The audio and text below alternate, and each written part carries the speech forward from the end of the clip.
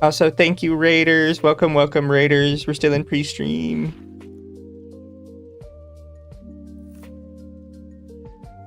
Thank you, Shiroy, for the raid.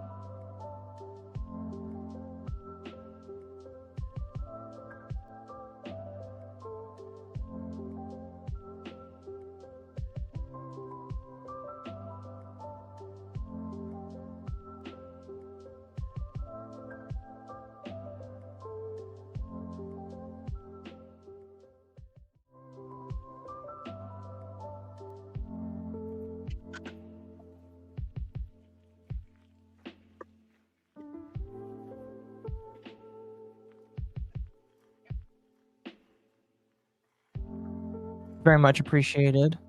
Thank you. Oh, what happens? Nice. Sorry, muted. Thank you, Lord Kagai, for the super chat. Head pats for all, much appreciated. And thank you, Crazy Koala Man, for becoming a member of our T-Spillers. Based. Guys, did you hear the rumor about the dog VTuber from Hololive? She's going away for a month. Maybe she's pregnant. Oh my gosh. Wait, which dog VTuber? The only one they'd really be talking about is Krone. It's the only dog VTuber from Hololive. He's Krone. Although she did Sure. get a fun thing happen to her recently. I didn't know she was taking a hiatus.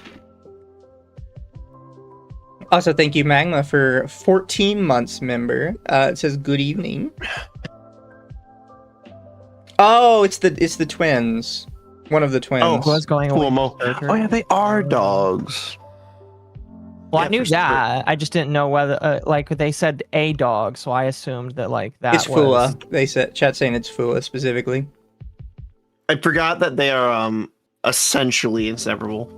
Well, they're dogs, but I think most people refer to them as like twins or just Bow Bow. Yeah, Nobody says dog; they just say Bow Bow. it just say bow. Yeah, I mean, like, that's like all you really need to say. Surgery about is them. idle code for preggers. More Seriously? importantly, though, wait. Did you guys see Ryan Goosling gave Marine and Corona a hello message? I did not. No, Here, I'll put it in the side chat real quick. that's If you want nice. to, if you want something positive for the night, I don't believe in positivity. this is. I mean, how could you not love our Marine? My head pats are still going because I had So, the chat, before we timer. get started on tonight's subject, I do want to just touch on, because I kind of do this every week, because I touch on the random shit that doesn't fit anywhere, so we can just kind of like chit chat about it for a bit. Let me make sure Yeah. my thing is working right. So, Crimson Desert came out, which is made by the Black Desert people. This one's more of like a single player MMO type thing. Not MMO, I don't know why I said that. It's a single player RPG. And of course, the game journalists don't like it. Specifically, Jason Schreier, who, if you remember, said that Concord was going to be a hit success. I think he gave it like an 8 out of 10. Me when I lie.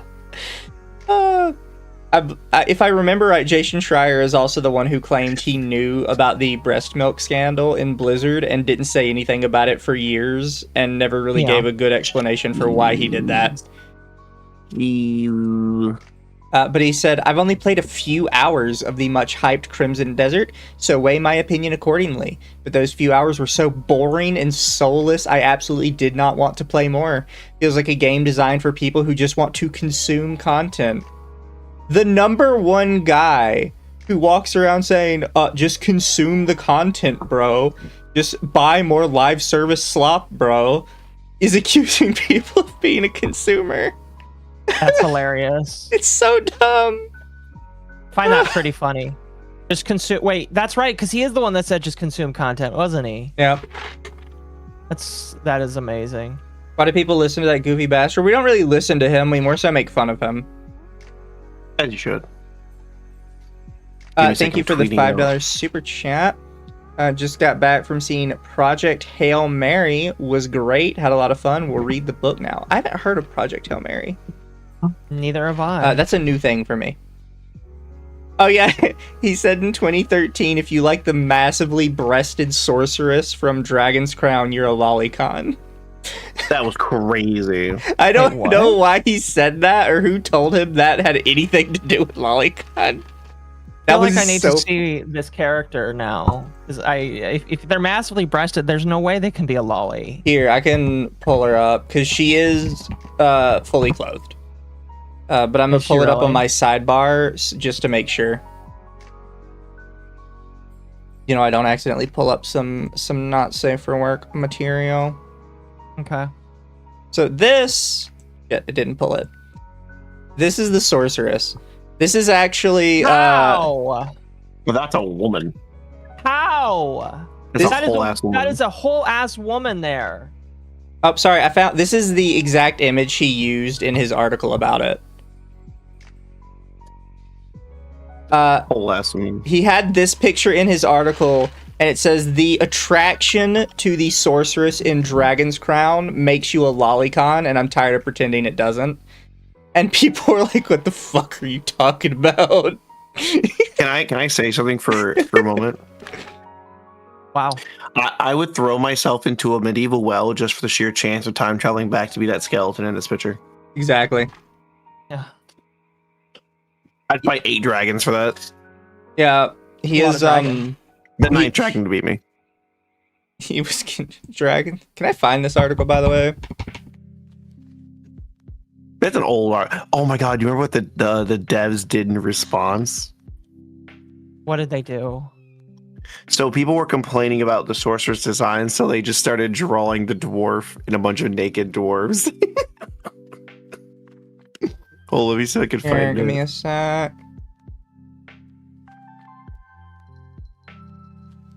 That sounds utterly amazing. I wish somebody would link the article.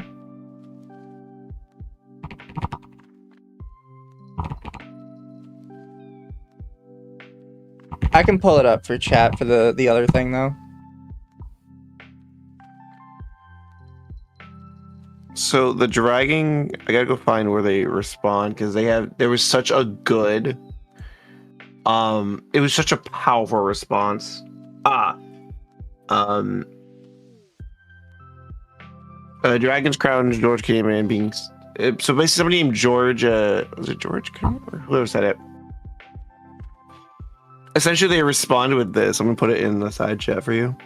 Okay. Yeah. They responded with this. I could read it. That's amazing. It's And so very homosexual looking. it's so powerful. Don't worry. A bunch of game journalists were pissed off at this back in 2013. I believe it. They were so mad.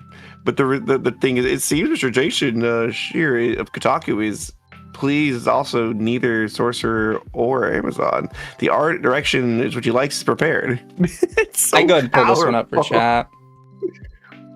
But these are the three dwarf guys. It's so unimaginably based. Sorry, it's hard for you guys to see the text on the bottom.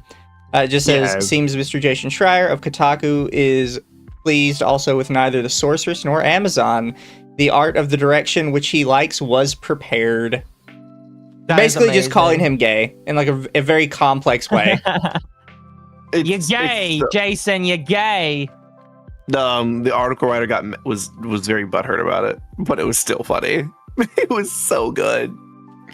The Dragon's Crown devs, Vanillaware, they just like making what they like. They make art. They make pure art. I'm gonna be trying real. to find the Face. actual like article, but it looks like the article's just been completely edited.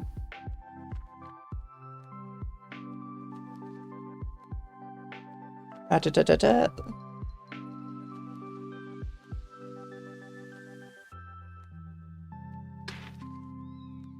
Like the original article is now like 1 paragraph long. Yeah.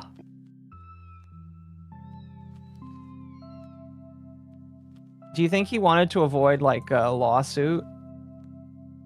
I don't think so, because the Dragon's Crown people are pretty based. They probably wouldn't have done it.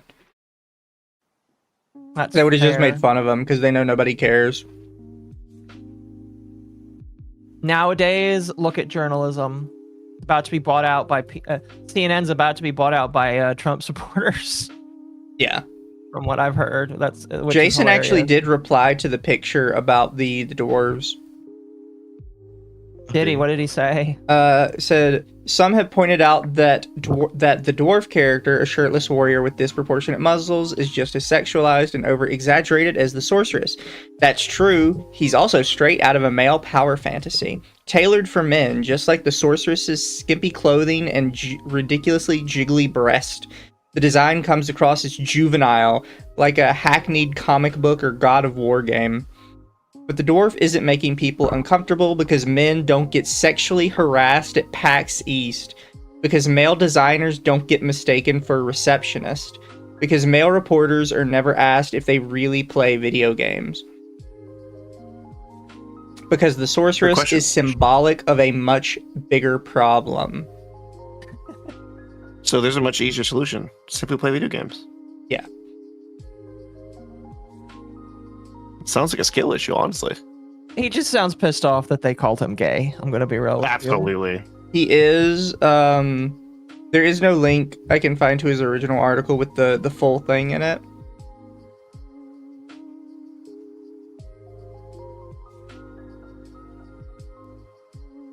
because the only article he links to is one called "Game Developers Really Need to Stop Letting Teenage Boys Design Their Characters." It is a paragraph. This is the newest trailer for Dragon's Crown, the game that will be out later this year. It features the Sorceress, one character from the game. As you can see, the Sorceress was designed for a 14-year-old boy. Perhaps game development studios should stop hiring teenagers. At least they're cheap, I guess. And that's it. Like, I know that wasn't the original article. I know the original article was substantially longer and had called people a lolicon for liking her. I just Don't try to make logic with these people. 14. I don't understand the idea of saying 14-year-old boy. It just sounds so weird. Does he not realize how weird that makes him sound? She was made for me, for real, for real. The original article's so gotta just be weird. gone. Oh, what? That is hilarious.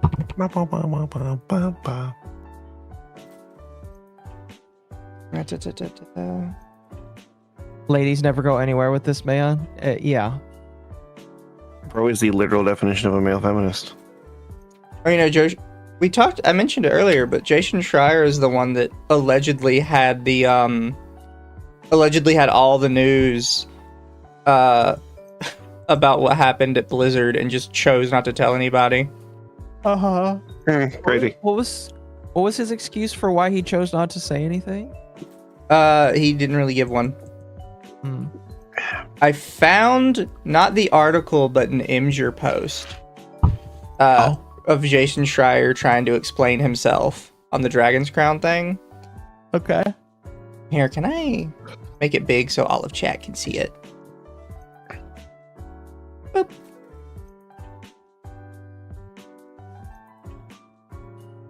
I haven't read this entire thread, but the accusations I've seen that I'm only doing this for page views, that don't actually care about the things I'm saying, that my criticism is contributing to the mistreatment of women, are appropriate. Are inappropriate and out of line and rather disgusting. I won't address those. I will, however, elaborate on my points since it seems like I've been clear enough. For reference, let's look at this picture of the Sorceress. Other than her proportions, there are a couple of details worth noting. One is that her shirt is trying to escape from her chest. She also has a childish face that resembles lolicon imagery. I don't think either of those features is beautiful or worth lauding in any way. What? Now let's look at a GIF that was posted earlier in this thread. Maybe you think it's reasonable or beautiful or aesthetically pleasing when a female character's breast move like that during combat. I don't. I think it's demeaning and embarrassing. See, I don't think the Sorcerer's design is problematic because of her large breast. What's problematic is that the character is explicitly designed to draw eyes to her large breast. They're exposed, they're jiggling, they're disproportionate, they're immediately striking. They're part of a lolicon fantasy drawn to appeal to people who are interested in lolicon fantasies. Bro is coping. Parentheses, and people who are interested in large breasts. Brother is coping. This. He's probably seething. I almost just The lolicon fantasy of massive mommy milkies. I almost just slurred this man. Man, you gay. You so gay, man. How many slurs am I allotted per stream? Oh God. It's just, man, you gay. Is it a slur if I fit the description? It's just so funny to make fun of Jason Schreier. He's such an idiot. As you should. This guy singing when trying to catch some feminist. I don't know what he's doing these days. Well, he's poking at this Crimson Desert game, saying that it's horrible. Yeah, but he did this on Blue Sky because he's a bitch. This is Oh, see, there it is. You go to Blue Sky if you don't want anybody to comment on what you have to say. I don't know if he's even on Twitter anymore. If you don't want any traction, you go to Blue Sky. That's why Niara he's came locked. back to Blue Sky. Oh, that's Hey, went to Blue Sky. Yeah, by the way, he has a book about the rise and fall of Blizzard that came out 2 years ago, which again, I have to say, he claimed he knew everything that was going on at Blizzard and just chose not to say anything, and now he's profiteering off it with a book. That's crazy. Beautiful. He is such Couldn't be a me. genuine piece of shit.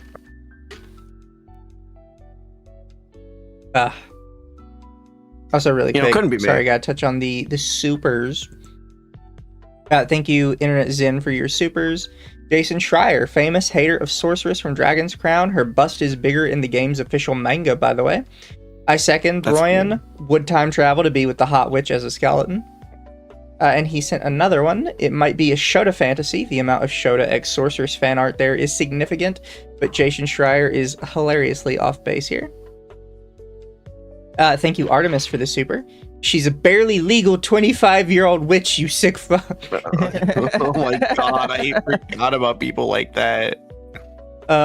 Barely legal. We're getting to the point where people will say that you have to have a fully developed brain in order to be in a relationship. Okay, question though. Real quick, Zimaro for 5. I want to get into content creation. What's a good voice changer I can use? Not looking to sound like a girl, just a little different from natural voice. That's a question for Occo. I don't use voice changers. Trick question. I don't think Occo does anymore either, but they would know more about it than me. If you want something that isn't going to tax your PC, I really don't know these days, because the thing that I use isn't in service anymore. You can't actually, well, you can buy used copies of them, but like you can't buy the actual hardware and then supported software. You have to just deal with the fact that it's unsupported. So, if you really want to, a Go XLR is what I used to use, but like you can't use it anymore. Yeah. I would suggest Morphvox as like a starting point, but it eats up your computer. Yeah. It's going to be hard to stream doing any kind of voice modulation. Pretty much. Uh, There is like an actual app for it, but like again, it will eat your CPU up. Exactly. I would say, just if you want to get into it, even without, I would just say stream first, then worry about that. Yeah. Chat says, what about Clownfish? I've never heard of Clownfish. I tried using it once way back in the day. Back then it kind of sucked, but that was like years ago, so I got no idea. And then my voice changer, I'm still using the hardware that it comes with. I still need it. Thank you for your card, Shaded Beast. I will add it to my collection. Wait, what? Shaded Beast said that he would give me his black card. Oh, okay. Based. I will add it to my collection of black cards from my house Chubas and field Chubas. Other thing happening today, chat, is everybody's favorite musician, BBNO, is finally addressing the fact that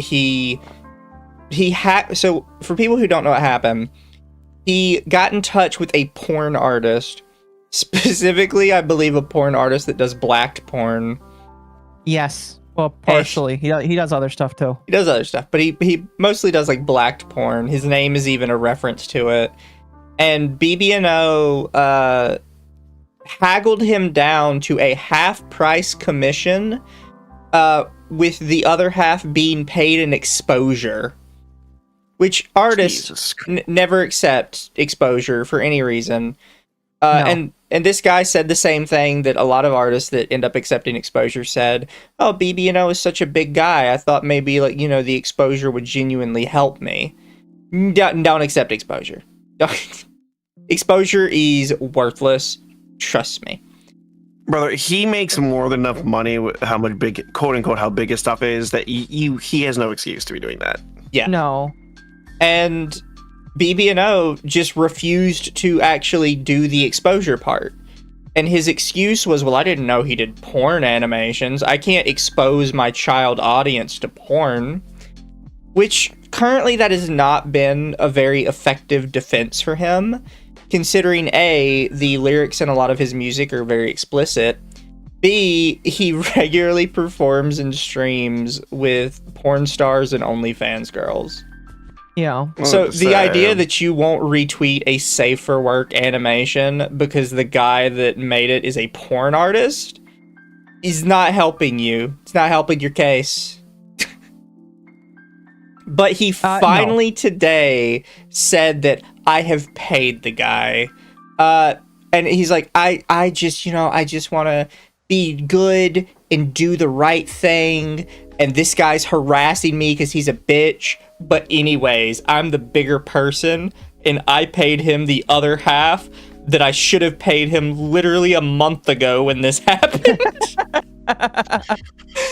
Oh my paid gosh, him, guys, after he And the harassed me to pay him. I think the biggest reason I just dislike him is because he was like on the super anti-AI train, but then proceeded to do this. Like, dude, you don't get to be like on the anti-AI train and then do this shit like this. Exactly. Yeah. He's trying to talk about, I'm such a good guy. I'm commissioning all the artists. I would never use AI. And then this guy popped up literally a day later and says, well, you didn't pay me. Like, okay, brother. It's like, yo, crazy. Yeah, but it's been taken care of. I think I haven't actually checked the porn account to see if it actually has happened, but like allegedly it's been taken care of. He's performative. Yes, he's very performative. Mm-hmm. It really hurt his credibility too, because the guy wouldn't let up, and I think that was amazing. So he sends this message allegedly February 20th. The interesting thing I think about this is we have basically no context for any of this. Technically, we don't even know if he sent this to the right guy because he doesn't show where he's sending it or anything. You know what? I'll check. I'll look on my own here. Yeah, for obvious reasons, chat, I can't bring up the artist account on stream. Coward. Play dot. The ghettos. Also, chat, I'm never gonna call him by like his quote unquote real name. Besides, the only singer that's allowed to have a $sign in their name is Kesha. Keshwa? Kesha. Keshwa. KE $Sha. Yeah. Performative, not informative. Want to grift off grief and go home. Thank you, Crazy Koala Man, for the 18 months membership. That's a lot of membership. Yeah, we've had guys around here for a long time. We're happy to see you guys stick around. Oh, he made a thread. Oh, the porn guy? Yeah, I'll send you the thread. Yeah, send me the thread. I'll swap back to the main screen so I can pull it up and maybe read from it. One moment. He basically was like, "Oh, good. I'm glad that I finally get to talk about this." I think I just sent you that. You sent me something. Yep. Yep, that. So this was May 19th. This was today. And he is retweeting the BBNO thing. Okay, so I should be able to just pop up this. This is the response from the actual artist. It's perfect. Finally, we can address this. I already called attention to you trying to pay me off and trying to apologize. The most important thing about this, and the reason I have not dropped it, is because I am not the only artist that you lied about reposting to. I provided evidence from more than one artist showing this, but as I told you, you can't use the not safe for work excuse. Number 2, you and your team waited 12 days after saying my not safe for work was a problem before you offered to pay my original fee. In that time, I learned that you had done this to multiple artists, so I told you I did not want the money. If you were interested in doing the right thing, you would not have waited 12 days and after the controversy started to try and offer what you had earlier claimed was not in your budget. It's completely obvious that you only did this because of the public backlash and you wanted me to stop talking about it. Number 3, you collab with and pay many other OnlyFans models for your content. I'm friends with several of them, one of which told me yesterday on a phone call that you paid her $2,000 for her collaboration. So please spare me the pearl clutching about protecting your audience from not safe for work influence, because anyone can see that's a smokescreen. Number 4, you knew I did not safe for work content, because the screenshots show I brought this up multiple times before you even offered and we agreed on the commission. Again, I posted evidence from multiple safe for work artists and also spoken to others that wish to remain nameless. What about them? This was their original conversation, which we did cover. Basically, you can go to his account and read this all if you want, but just take my word for it that he did in fact say, you know I do not safe for work, right? Like multiple times. It is a thing where he says it and BBNO knows about it. I just find that funny that like, oh, you work with not safe for work content creators. What's the difference between a not safe for work lewd woman and a guy that does porn animations? There really isn't much of a difference in my personal opinion. So, you know, it's funny. Yeah. It's just so cringe. A lot of the BBNO people are going after this guy right now and trying to be like, you don't understand. He paid you. Like, yeah, the thread mentions that. He paid him well after he should have been paid. Mm-hmm. Like, I don't think you guys get it. I scrolled on the thread and some of these people are trying to say like, oh, but you got paid. And it's just like, yeah, after I had to basically beg him and expose him for not getting paid. And people are just holding water, and it's just kind of sad because they don't recognize that they're being used by him to. It's just kind of sad, in my personal opinion. Thought the no cash part was supposed to be ironic. Chat says BBNO no spine. Exactly. Yeah. Isn't Slade also a porn star? I don't know if they do porn. Slade, I don't know if he does. I wouldn't think so. I know he has showed up and he has talked with multiple porn stars. Again, I followed this guy on an alt account of mine. So yes, I think he does hang out with women that are like that, but I don't know like if he actually does it. Yeah. I'm just gonna err on the side of maybe he does. Maybe he does. And you know what? I don't care.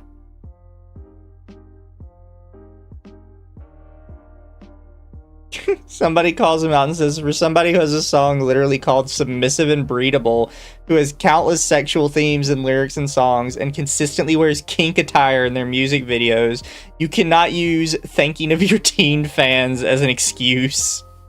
Absolutely. Hilarious. Yes, that could come back to bite him in the ass, actually.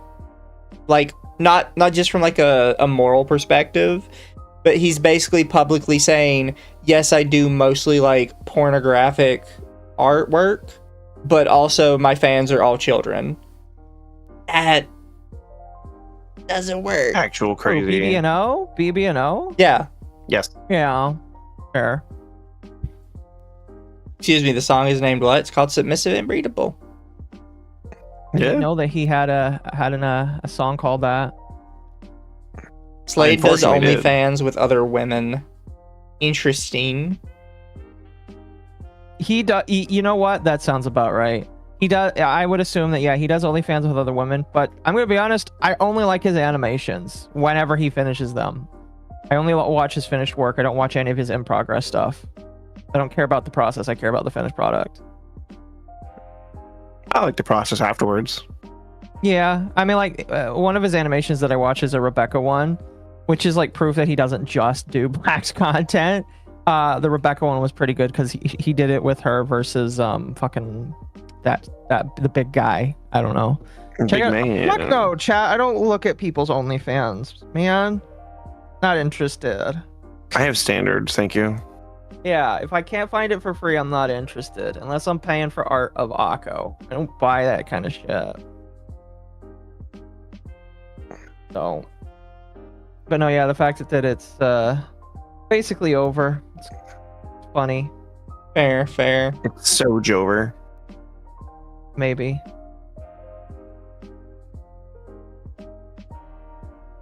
This is unrelated to anything we would ever talk about, but there's a fucking guy called Afroman who's apparently in court right now. Being sued by police officers who improperly raided his house because he used security footage of the raid in a diss track against them. Yeah. Wait, really? Yes. I heard he won. No, he's in court right now. That's interesting. Oh, right, really? Oh, fair. That's funny. I haven't seen Legal Mindset's video on that, but I heard that was going on. That's kind of funny, though. Real quick, got a chat saying he already won. I was under the impression there were 2 cases and we were on the second one now. Oh. Support black only businesses. Internet Zen for 10. Only person who can have $1 in their name is Kesha, based in Kesha Pilled. Not really a fan of her music, but she's 10,000 times better than BB No Morals. That's not really hard though to do. Yeah, but I love Kesha. I meant being better than Fair. Avenged, thank you for the super. I'm pretty sure you're trying to say hypocrites, but you said Hippocrates, which is actually like I think it was like a Greek philosopher. I think you meant hypocrites, though. That's funny. But it says Hippocrates. No. Hippocrates never changes. I mean, it's true. It's true. He's dead. That is my yes. Danny K with the super. Not just BBNO, but so many musicians with multiple communities have gotten annoyingly preachy lately, and it makes me not want to associate with said communities. Yeah, That's fair. That's why I don't like anything gorillas related after a certain amount of time. And Mr. Monkey says, come on, Occo, support black-only businesses. Get it? Like black-only businesses. No, I support black businesses. That's the joke. I know it's the joke. Oh, it's a funny joke. And thank you, Internet Zen, for 10. Having all that explicit attire and lyrics on his music, says he's trying to protect his teen audience. Given what multiple VTubers just had to deal with, BB No Spine, it was really stupid to say that. I would agree. Did y'all hear a Pyropup handed Cinder her one-of-one god rare? I did Yes, not. I saw That's that. cool. She got her one-of-one god rare in her possession. She actually showed a picture of it. Oh, that's based. Speaking of which, next month, Mizu, it'll be 1 year. Oh, what, since the Cinder stuff? Yep, since it started. Kind of crazy to think it's been an entire year, huh? Yeah. Da-da-da-da. Blacked businesses, Minneapolis never recovered. Never. I'm just thinking of Dragon's Crown. I'm just remembering the elf in the beer. That's something I cannot show on stream. What? The elf in the beer in Dragon's Crown. Fair. That was a good ass image though. I'll send it to you though.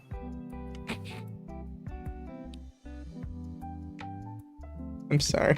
Oh, sorry, the fairy in the beer.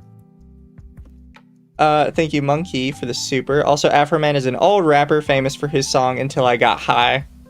Oh, did he make that one? Until I got high. Did he? Until I got high. Fair enough. Oh, they made a figurine of that. Nice. Of what? Getting high? No, okay. I'm trying to find a high quality image of this, but it's old ass game. Cinder moved on while Shy Lily is still rent free. Yeah, Shy Lily said some other shit about it the other day. She refuses to like just let it go and move on. Yeah. And maybe she just can't. You know? I mean, Occo. I talked about this when I showed it off to you, but like I am of the opinion that like Shy Lily has royally fucked herself with a lot of individuals.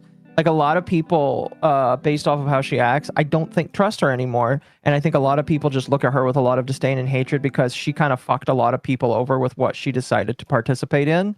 And so because of that, I think she holds a lot of disdain and anger because of it.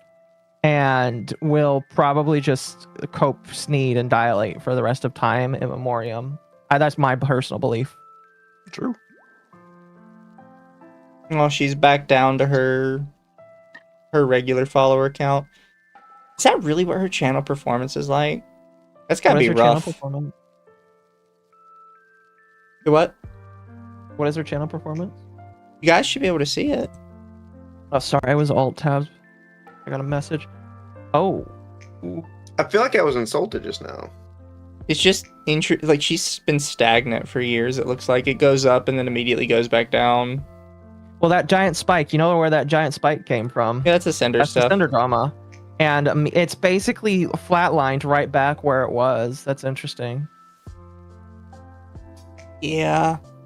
And what's interesting is I've heard people claim that she bots as well. I've heard that.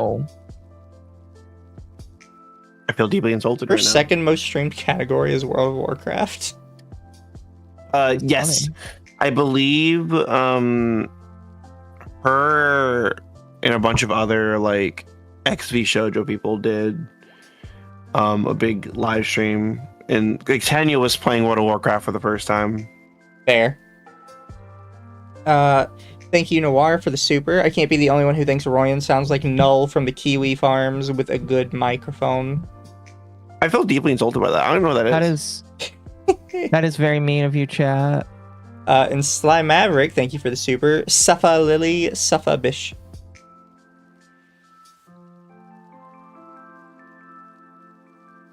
Cinder cheated and deserved all the flack, but Shy Lily keylogged an X, which is way worse than sexting and cringe ERP. The only thing I'll ever say about the Cinder cheating bit was that's kind of between her and her boyfriend, and if her boyfriend forgives it, then, you know, that's up to him, I guess.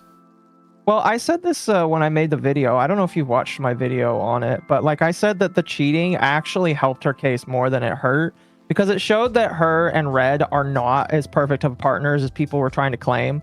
Because the claim was just like, oh, they absolutely knew what was going on with each other 110% of the time. And it's just like, no, it's kind of been proven with you guys revealing that she cheated, that she's not a perfect partner, that they don't have perfect communication, and that they've got relationship issues that they got to work through.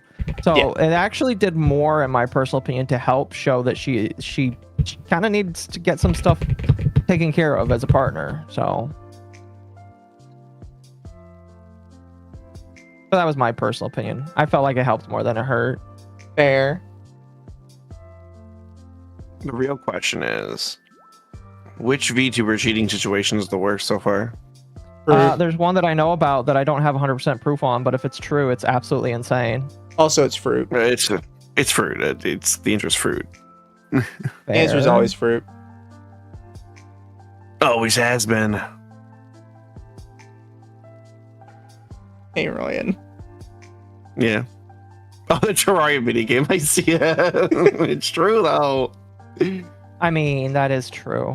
I don't know if you ever played Terraria in a minigame, but this is literally 95% of Terraria. Mizu, where's your foot asset? Here, I'll show this for chat because I know chat fuck? will be interested in this. That's terrifying. Why is it always feet? You know why. I hate it. I hate it a lot. There you go, chat. There's your favorite VTuber asset. Is it free? Oh. Click on the link real quick. No, it's paid for. That's terrifying. That is absolutely terrifying. They're charging $15 for feet. No. That's all the feet. Yeah, $15 for feet. It's for 4 feet, yeah. Look, people gotta make their money with them out, man. I don't mind that. I don't mind. Some bullshit. I'm not gonna be real. I mean, my question is, how customizable are they? It's this. This is what you got. And you can move your feet around, I guess. See, the thing is, I don't think it's worth it if you cannot color change them. This is my one curse. I get custom made assets for a reason. I think you can change the color. It's. I mean, that's why I'll Yeah, it's always in have VTube these. Studio. Wait, what you got? Oh, the balloons. The balloons. You think I didn't make? Yes. I got these glasses. So I hate how glasses work on models, so I had to get Duo to like custom put these on. Because Yeah. that way they don't break. The Cinder cheating was ERP? Yes, it was basically just ERP. That's still a form of cheating if your partner doesn't know or consent to it. Yeah. Well, it depends on your relationship. You can kind of talk that stuff out beforehand. Yeah. I believe Cinder, though, acknowledged it was cheating. Yeah, Hey, pretty much. Mizu, What? can you put me in the back rooms? Why would I do that? I want to be in the back rooms. I could get out. I don't care which part of the back rooms. Just put me somewhere in them. I'm gonna put you in this one because I like this one. Oh, that one's a good one. Dude, I delivered to a space back when I worked for Amazon that actually looked like a liminal space like that. It was really creepy. I may or may not have been obsessively listening to the Rushino song, The Looping Rooms. And I'm definitely not currently drawing something for it. Oh, really? Although there's two people in another group call that refuse to give me, they have not sent me the references yet, and I'm angry at them. I'm pretty sure I've sent you my reference. It wasn't, don't worry, I wasn't asking for yours. Oh. Yet.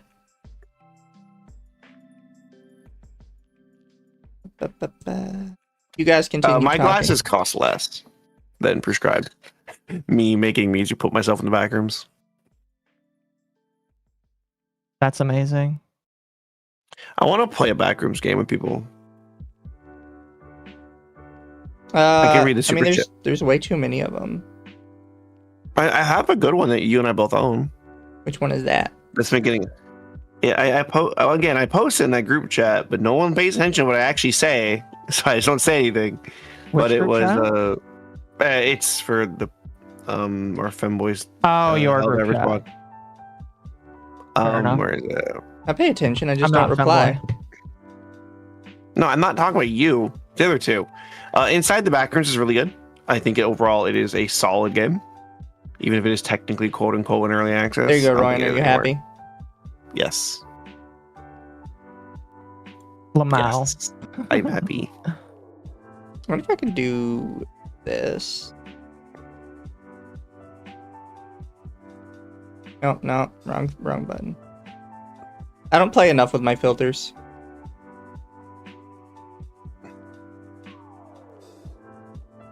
But there you go. Chat Ryan is in the back rooms now. All right, chat. Congratulations. If something happens, you know why, chat. He got eaten by the monster. Trouble in Which Finboy monster? Paradise. Might see round 2 in April of 2026. Possibly. Thank you, Internet Zen, for 5. To be fair, Occo, any part of the shipping supply chain, liminal space, work environments are basically your entire shift for every corporate stop. No, it wasn't in the Amazon warehouse. It was legitimately just in a building that I delivered to. I've had a few of those when I used to be a semi-trucker. I've Nevada is full of those. Also, thank you, Noir, for the super. Funny enough, the VTuber that dragged me down the VTuber rabbit hole was Aunt Hime. I haven't talked to Aunt Hime in a while. I haven't even heard of them in a while. She has real life, is my understanding. She's cooler than us. Yeah. I hate my real life. Isn't your real life fun though? Mine is.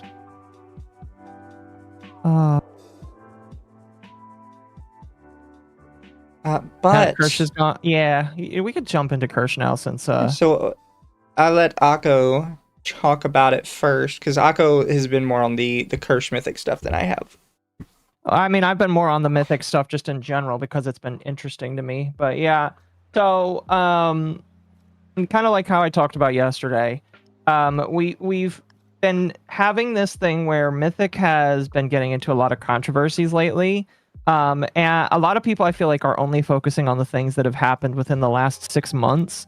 But I have kind of just been paying attention to Mythic basically ever since the Cinder stuff because it kind of forced me to look into it. Now, obviously, I've known of Mythic for longer because I knew about Mythic when Kirsche got into Mythic almost 2 years ago. And then I knew about it when another content creator got into it a short while afterwards or shortly before. I can't remember which. And I've been paying attention to just kind of like how they've been doing. And recently, it just seems like there's been a lot of weird issues. Cinder left last year, and then a couple other people left last year. And when we weren't really sure why they left. Then this year, they had like over a dozen people, it feels like, left. A bunch of VTubers have left. Nicholas Light left. Tectone left for various reasons. Asmongold apparently left last year, but it was a reaffirmment that he left this year. My guess is that they bought him out this year, and that's why he quote unquote left. And a lot of other people have just been walking out. And while in the middle of this, the one VTuber that I would have thought knew a little bit more based off of how involved she was Kirsche, where she basically comes out and says, I have no idea what's fucking going on. And this is really weird. And so it was just kind of weird to me because I was starting to get this theory. I guess I'll kind of talk about it now because now I don't believe it. But I was kind of getting the feeling that there was some cleaning house that was going on at Mythic, and there probably still is some cleaning house that is going on at Mythic. Because when Tectone left, I had started to wonder if people that were associated with him or people that he had vouched for would leave. And I started to wonder, because Nicholas Light was one content creator that's really close to him, Kirsche really close to Tectone, of course Legal Mindset's close to Tectone, and I was like, if Tectone's getting pushed out and some of these other content creators are leaving or being put in the dark, what is going on? So Kirsche recently came out and said, hey, I'm not quite sure what's going on, but you know what, fuck it, I'm just gonna quit and move away. And that was kind of really just the end of it. And so nobody really knows what's going on. But I guess Kirsche has talked a little bit about it. She talked a little bit about it on her stream, which me and Mizu watched a bit of yesterday. We're not going to replay that here because I actually was told that today on Side Scrollers she talked about it a little bit more. And I feel like it'll be better than just listening to her ramble in her stream. So I believe I sent that to you, Mizu, along with the timestamp. But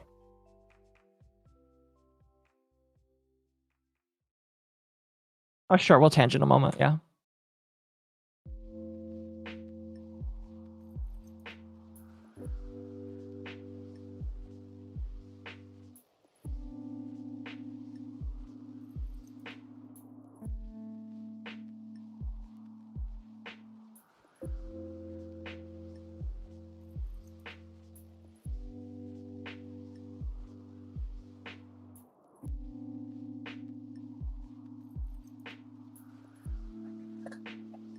Okay. Shit, no, my sorry, chat, my mic was fucked. So, chat, the U.S. Department of Justice has arrested 3 guys with conspiracy to unlawfully divert cutting-edge U.S. artificial intelligence technology to China. One of the people, at least, is the co-founder of a company called Super Micro. He is the person that has been getting all the NVIDIA GPUs. Oh. So if you want to know where your NVIDIA GPU went, it didn't just go into AI, it went to China. So that's so funny. Good luck, guys. That is amazing. I don't think it would be our GPUs, though. I think it would specifically be GPUs meant for data centers. So the data centers might have just gotten fucked a little bit. Is SMCI co-founder Yixian Wally Liwa was arrested today. He holds 464 million in Super Micro stock, charged with smuggling billions in NVIDIA servers to China, used a Southeast Asian shell company to funnel 2.5 billion in servers to Chinese buyers, 510 million worth shipped in just 3 weeks over the spring of 2025. He built thousands of fake dummy servers to full compliance auditors in the US. He was caught on surveillance camera using a hairdryer to swap serial number stickers. He coordinated the entire thing over group chats. He faces up to 30 years in federal prison right now. So does this mean my RAM's going to go down? Maybe. Apparently the AI data centers they were building don't even have servers in them. They were sent to China. So,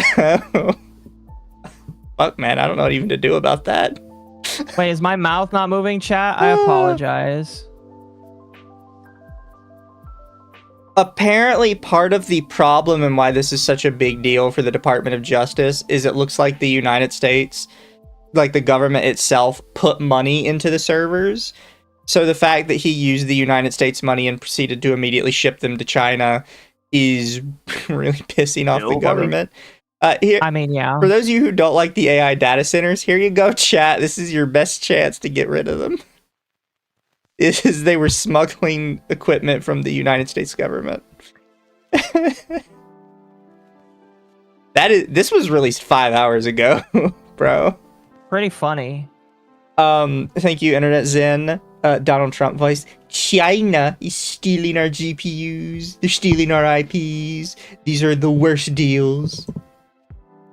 And King of the Daleks, thank you for the super. I like how Occo's mouth doesn't move. It's like he's telepathically beaming drama into my head. I'm sorry. Yeah, beam the drama right into my brain. I didn't know that the model wasn't. Yeah, chat says, "Dear God, he fucked with government money." Yeah. No, yeah, when you fuck with government money, you tend to get the government to come down on you. Yeah, that's you don't get away from government money. It's like when somebody says never do tax fraud because you're not going to get away from the IRS. You don't fuck with the government's money. No, absolutely not. Oh, Pay your taxes because unfortunately you can't get out of it. True. so yeah, I guess we'll see where that goes, if it goes anywhere, to be honest. Yeah. Who the fuck is that? Oh, sorry. ooh. I'll have a Kirsche having. So I believe the guy in the makeup is a more conservative individual. I think he used to be left-leaning and then became more conservative.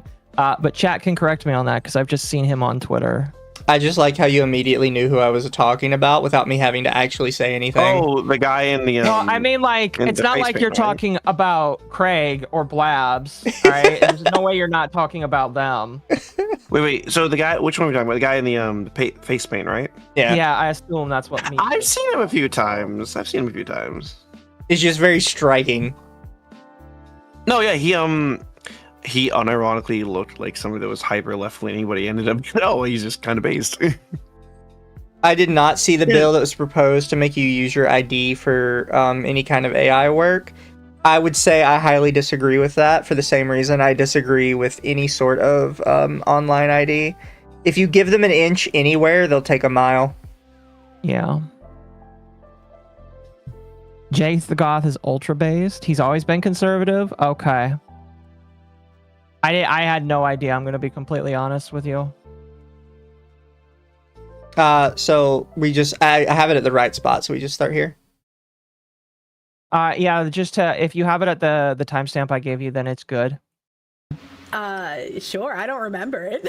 I know you have no idea what I'm talking about right now. I have no idea what you're talking about. What's going on with you and Mythic right That's here? a great fucking question. Because you say you genuinely have no idea what's going on. Like, are you I with don't. them? I mean, I guess not. I changed like my email back, and I have no idea what's. That will clarify, for everything we have read about the Kirsche stuff over the last couple days, she technically does know what's going on, but she means like she doesn't know what the business is doing. She knows what's going on with her, and she knows how they've treated her. She just doesn't know why the business is such a shit show behind the scenes and why all this is happening. Pretty much. What's going on? It seems like they're trying to offload certain types of creators. Maybe I'm not really sure.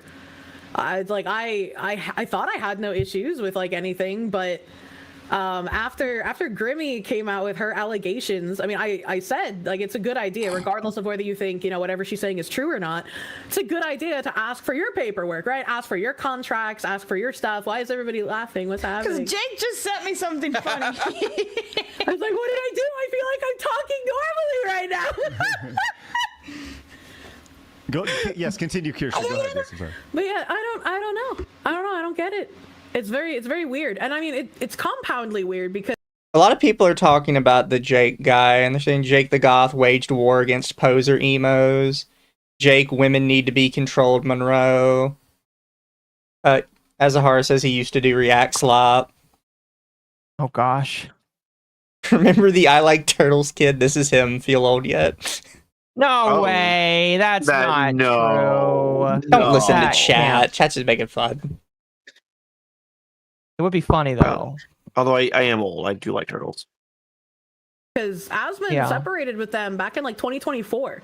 It's like, what was that performative post that they made? That doesn't make Oh yeah, so that's just a genuine good question in general.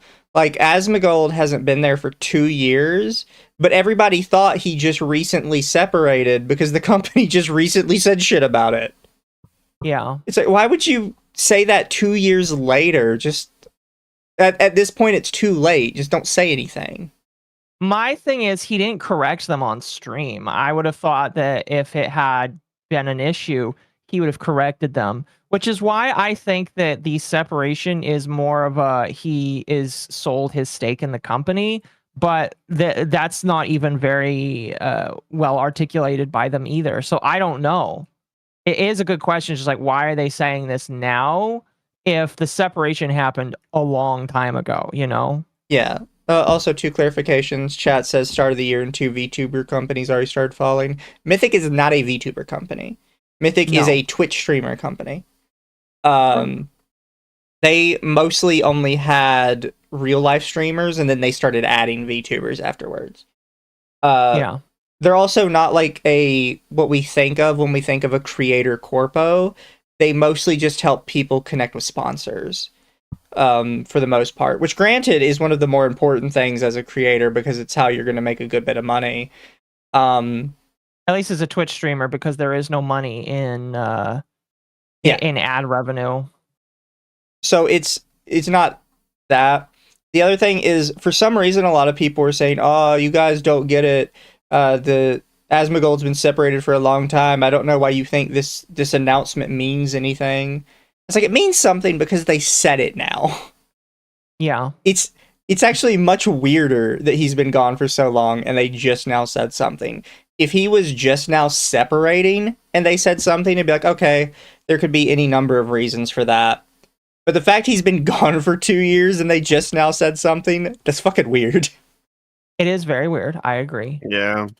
Again, regardless of whether or not the separation is a selling of the stocks or whatever, it does make you question why.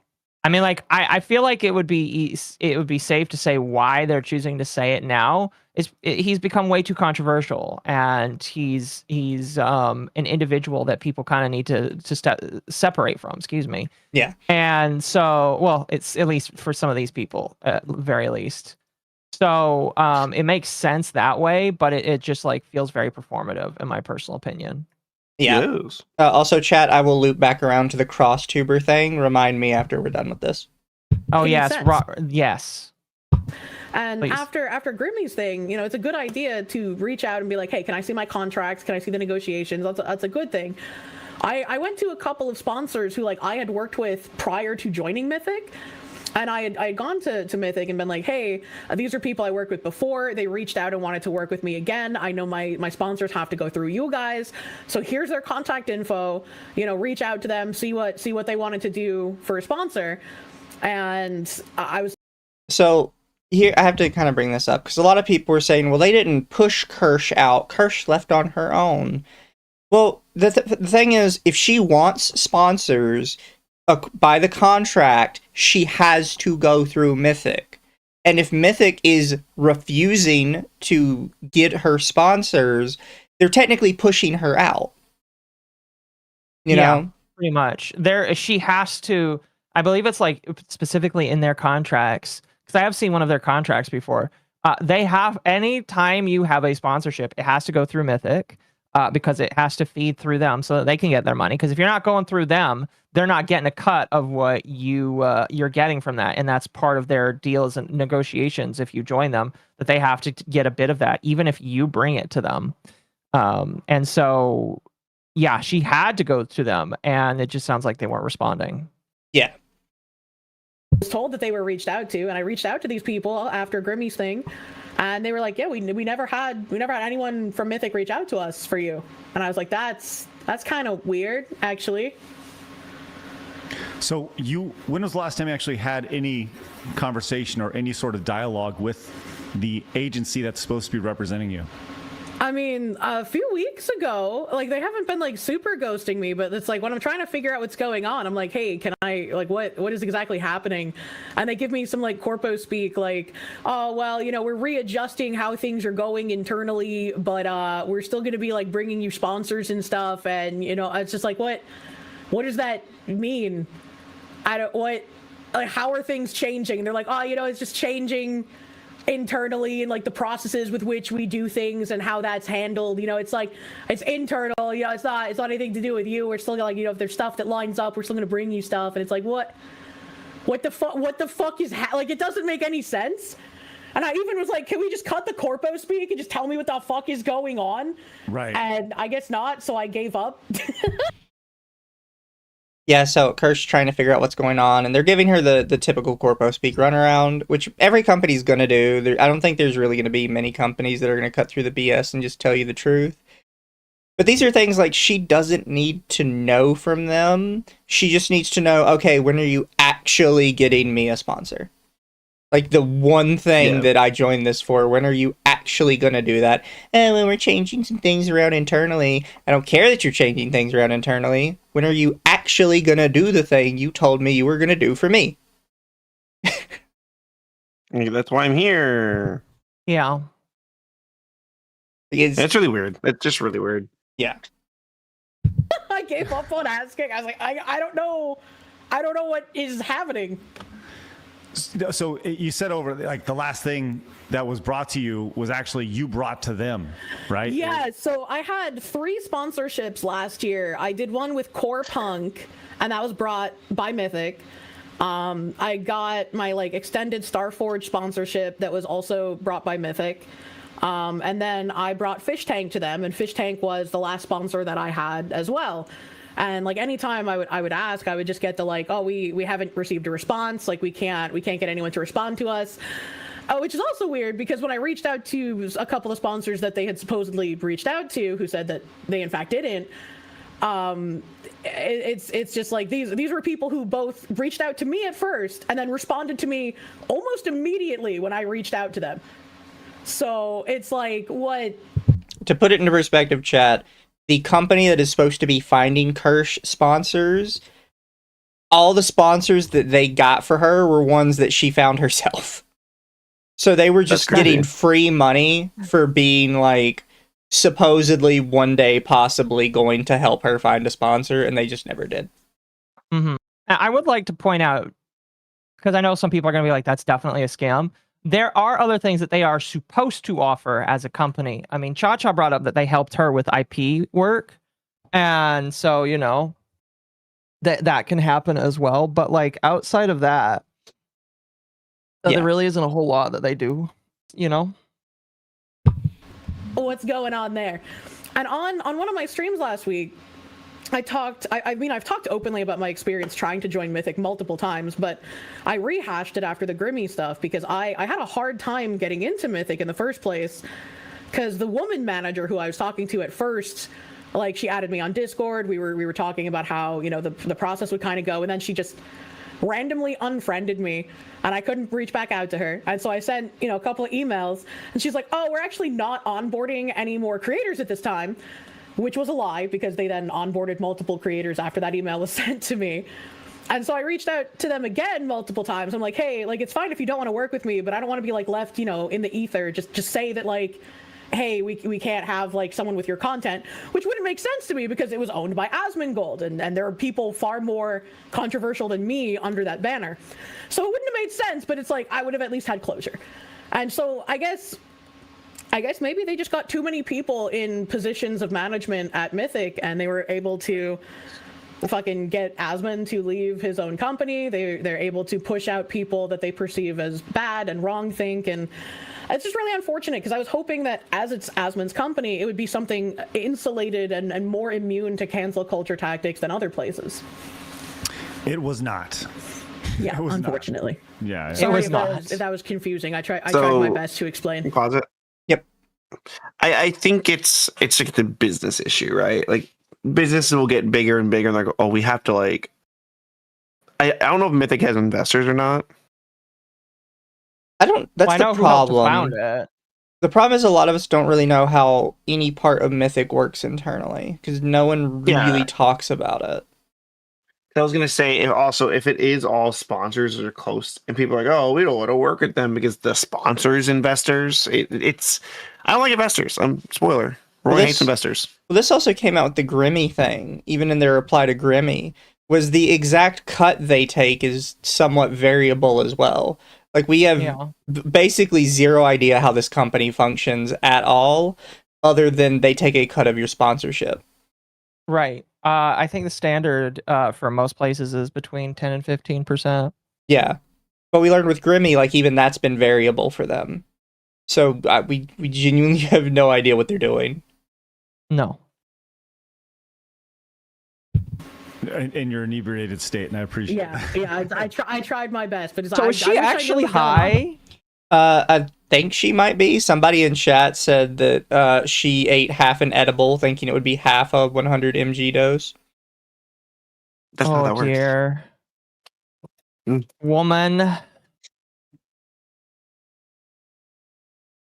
But I That is not how edibles Dick, work, woman. You ever had a talent agent before?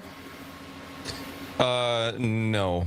No? Okay, I wasn't sure. I usually stay away from those types of things. I like to Good for remain you. independent. All right, good That is for not you, how good I for imagined you. him to sound. I'm going to be honest. I've never listened to him Kirsche, I wanna before. get your thoughts on something else He's got a here. deep voice. There's a Japanese agency that has trademarked a new VTuber called an X-tuber. Have you? Oh, Okay, he's just going to so, talk about it. You know for what? us. I guess Perfect. Kirsch's part is done, so we can actually go ahead and go into the Crosstuber. By the way, it is very likely meant to be said Crosstuber. Japan has like a really big thing where they'll do X's and you're meant to say cross. Yeah. Yeah. So maybe I can see if I can just pull it up really quick. But a Japanese idol company has, I think it said they patented Crosstuber. I don't know. Patented copyright. They had like a weird thing for it. I have to look it up again. It should be trademarked. Thank you, trademarked. So there's a Dextero article on it. Japanese agency has trademarked a new type of VTuber called a Crosstuber, refers to creators who don't just use a virtual avatar but also stream or appear in real life content. This is basically what the Western VTubers have been doing for years already. Yes, it's not a new thing. In fact, it's popularized. It was popularized in the West, and what's her name? Faze is one of the most popular JP talents to do this kind of thing. Yeah. I will be right back. I will use the restroom. So chat, you can think as badly as you want about the Western VTubers being like half ethot, half VTuber. The Japanese companies are now making actual idol groups around that. So good luck. VTubing is dead, and they killed it. Look, if anyone's gonna kill it, the I Japanese particularly can kill it. don't like the Crosstuber stuff for the most part. I think a lot of it's kind of gay and cringe. Yeah. A lot of people in chat keep mentioning Kason. I actually have not liked Kason since she left HoloLive. For me, Kason was my ground zero of HoloLive proves women can only be funny when they're on a tight leash run by a man. I think Saba's still funny. Yeah, but Saba doesn't really do like a Crosstuber thing. Oh, that's true. That's true. Also, Saba comes from the old internet days. Like a lot of these other girls were doing other things before they became VTubers and started doing video games and stuff. Saba was always like a YouTube shit poster. That's true. Even if she is like significantly chiller. While Occo's gone, go through the couple super chats. The last one I did was the beaming into Occo's brain. We got Benji for 2. Put him in the basement with BDSM gear. Oh my gosh. And Red Hair Cross for 2. The back rooms, aka even more Reddit SCP. So both of them came in when I changed your background. Yeah. Hi, which is Kendra. which is not currently up Kendra's- on the screen. I apologize, but I'd have to do more work for Kendra that. just came home with a welcome. Welcome home. Thank So you. I was hanging out with Kendra before. Thank you, Toa, for the super. The war has taken 30% of the world's helium production offline, maybe for years. Helium is critical for making chips, so no RAM prices aren't going down. Fair. Wolfsbane for the super. Even Freerun didn't escape the IRS 80 years later. I like to think Fearin would just forget to pay her taxes. It's like, oh, right, that's the thing I have to do. True. And Internet Zen for 20. Question: how many creators have Mythic announced they were parting ways with? I know Tecton and Asmon, but the guys who got dropped like Nux had 0 announcements. They never brought Mr. Gets Cancelled Daily any sponsors, if I remember correctly. There's a lot of people that will probably disappear. Just start taking screenshots of the website and see who like it just disappears. If you want my personal opinion, I think that they took way too many people, more than they definitely should have. I definitely feel like there could be some subversion of like management and trying to take out people that people don't like. But I also think that they've got way too many people. They overabundance. They overhired. Overhiring. I heard Girl DM had a huge crash out over the Nvidia thing. Girl DM always has a crash out. Who? Girl Does she? DM. I don't know who that is. She's been having crash outs for years over her VTubing stuff. I don't know what her problem is. She had a good thing going because she was like one of the first person to go, this is my normal voice. She was. And then she kind of nosedived for some reason. Well, a woman on the internet knows I am Mizu. But yeah, Occo, all we really said while you're gone is we were talking about the different Crosstubers that already exist, like Kason. But this is a Fair. thing, and I guess they were about to talk about it on Side Scrollers. Yeah. I think it's kind of cringe and gay. Does Occo want to give their opinions? I agree. I have still maintained the opinion that part of what makes a VTuber appealing to a lot of people is just the fact that they don't show their face. And so if a bunch of people start showing their face, it's just going to devolve away from what I feel like VTubing is. And that is being a faceless creator. Because that's what people like about being a VTuber. They don't follow you because you've got your beehole pics on the internet. They follow you because you're a faceless creator that has a VTuber model, and that's what they're interested in. I mean, some people follow you for your beehole pics. Yeah, but that's not the kind of content that a lot of these content creators join for. By the way, chat, this is Girl DM. Apparently they recently changed their model because they were tired of being sexualized. What do you mean? Oh no. Like, okay, do these Get off people the not internet, understand the internet? Like,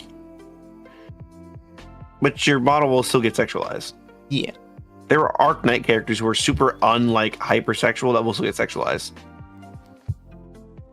It's somewhere in here. The other thing we could also kind of bring up, because I have no intention of just sitting here shitting on Girl DM, is the Faze Connect stuff. What's going on with Faze Connect? Did you not know about this? No. So why does Pippa's profile change again? Because it was her birthday. Yes. Okay. So I can probably find it on Pippa's page where she replied to somebody. Oh wait, was about it Faze, the Faze Con stuff? It was.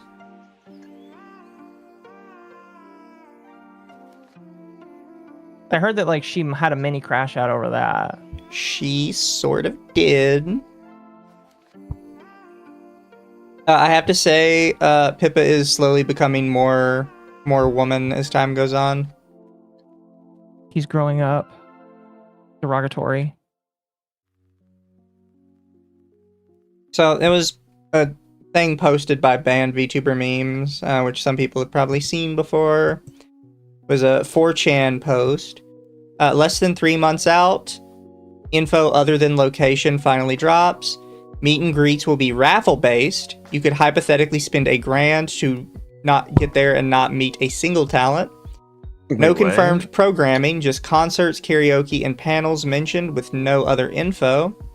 Vendor Hall only has 3 confirmed artists. San Francisco Airport Hotel Con. During the World Cup, during Pride Month, and during Juneteenth. Who cares about Juneteenth, though? Only mentioned activities are a coffee stand and a snack bar that requires a $200 con badge for entry.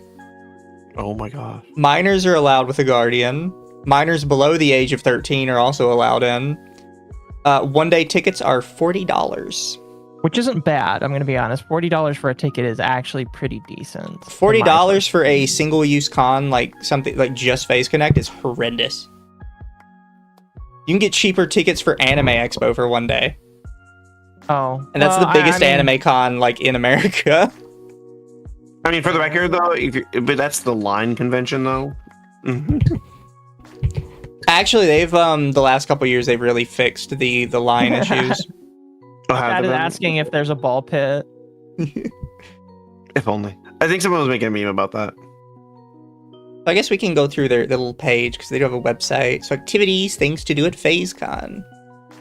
Wondering what to do at Faze Con? We're preparing an action-packed weekend for everyone, from can't-miss panels and hands-on events, gaming, and late-night surprises. We're building an action-packed schedule for the community. We'll be rolling out announcements over the coming months, so keep an eye out. Check out the information below to see what we have in store. Make sure to come back often and follow our official channels to catch the new reveals. So Faze Coffee. Need to pick me up? We're serving up some fresh Faze Connect coffee brews, ensuring you have the energy to keep exploring all the activities at the con. Come try a variety of different flavors and refuel to keep your day going. Come get your hit at the beloved Height at Atrium. The Faze Snack Bar. Need a place to relax and refuel? We've got you covered. The Faze Snack Bar is included with your Faze Citizen Badge, offering complimentary bites and sips throughout the day. Swing by between panels and activities to recharge. And more activities coming soon. Yeah. I think someone in chat just said it. Faze grew way too fast for management to keep up. No, I agree. I mean, they've always had issues with, like, do you remember the debacles they've had with their merch? Which one? Fair enough.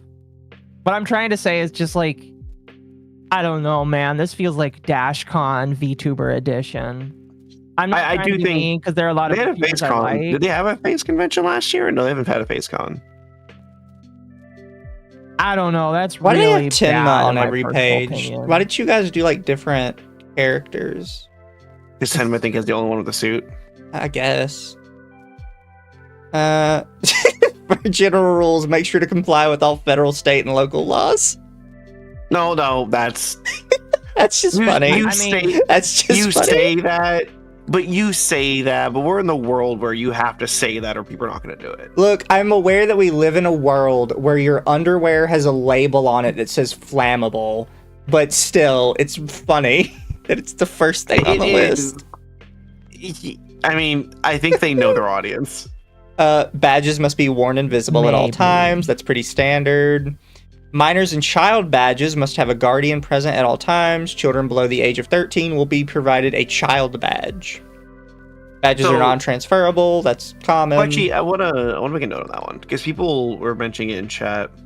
I think that is a correct. If you like, because parents have. I agree. I don't really want kids at cons like this, but for the most part, it doesn't really faze me. Because it's like an issue, like they have to have somebody there. Yeah, shut up.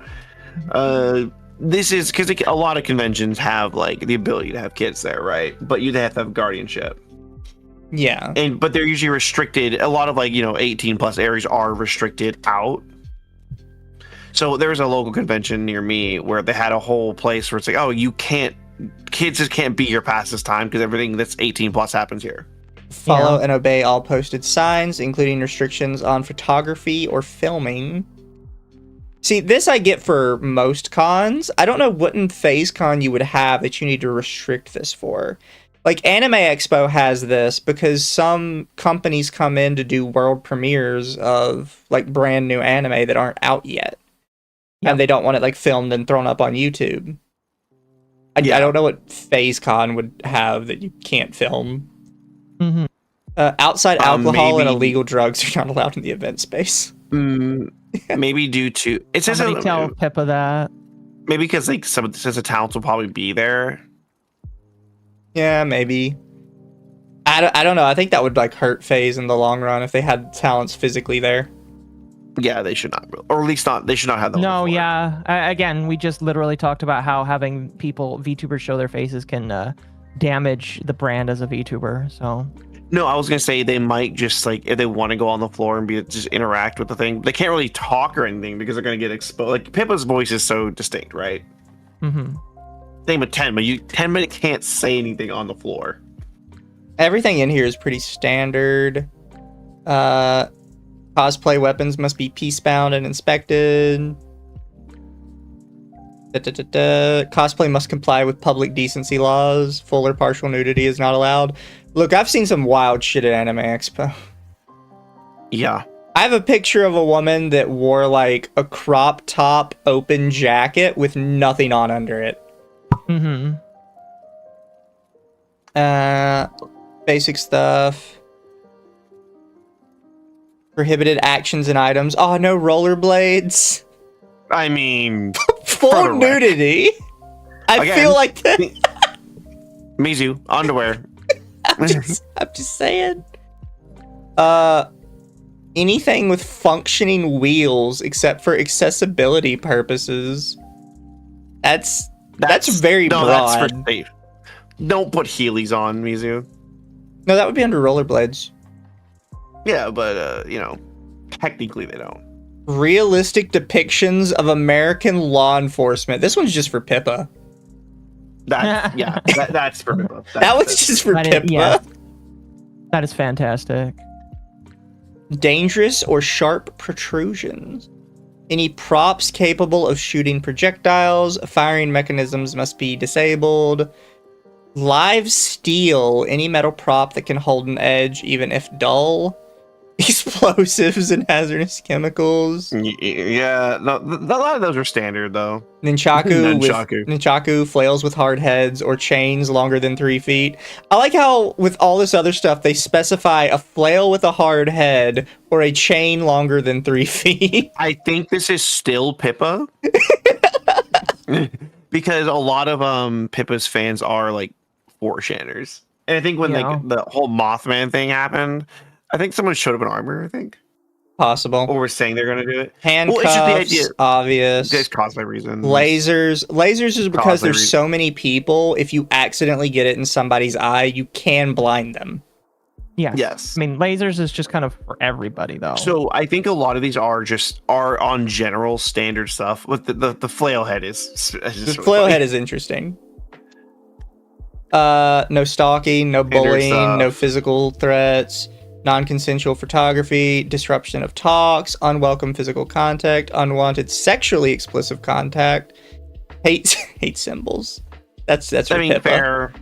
That's again for it's for Pippa. That's for Pippa. Deliberate engagement in controversial topics, including and not limited to religion and politics. That's also Pippa. Are they just telling Pippa not to come? I think they're telling Pippa's fans to not be weird. And I say be weird because, let's be real, who else is going to all shout shoot up a Walmart except for them? Who else is going to show up in, like, uniforms besides them? Action-packed programming coming soon. And don't get me wrong, I'm not, like, trying to be, like, defending it. It's just, like, Pippa's audience has a reputation. So this is June 13th to June 14th, and there's still not much here. Also, here I'm gonna hide this from stream because I don't know if something's gonna like pop up. Actually, wait, I have to make an account for whatever this is to like look at the ticket price. Seriously? Why can you not just like tell me what the ticket is like to start with? That's weird. Here maybe it's on the website.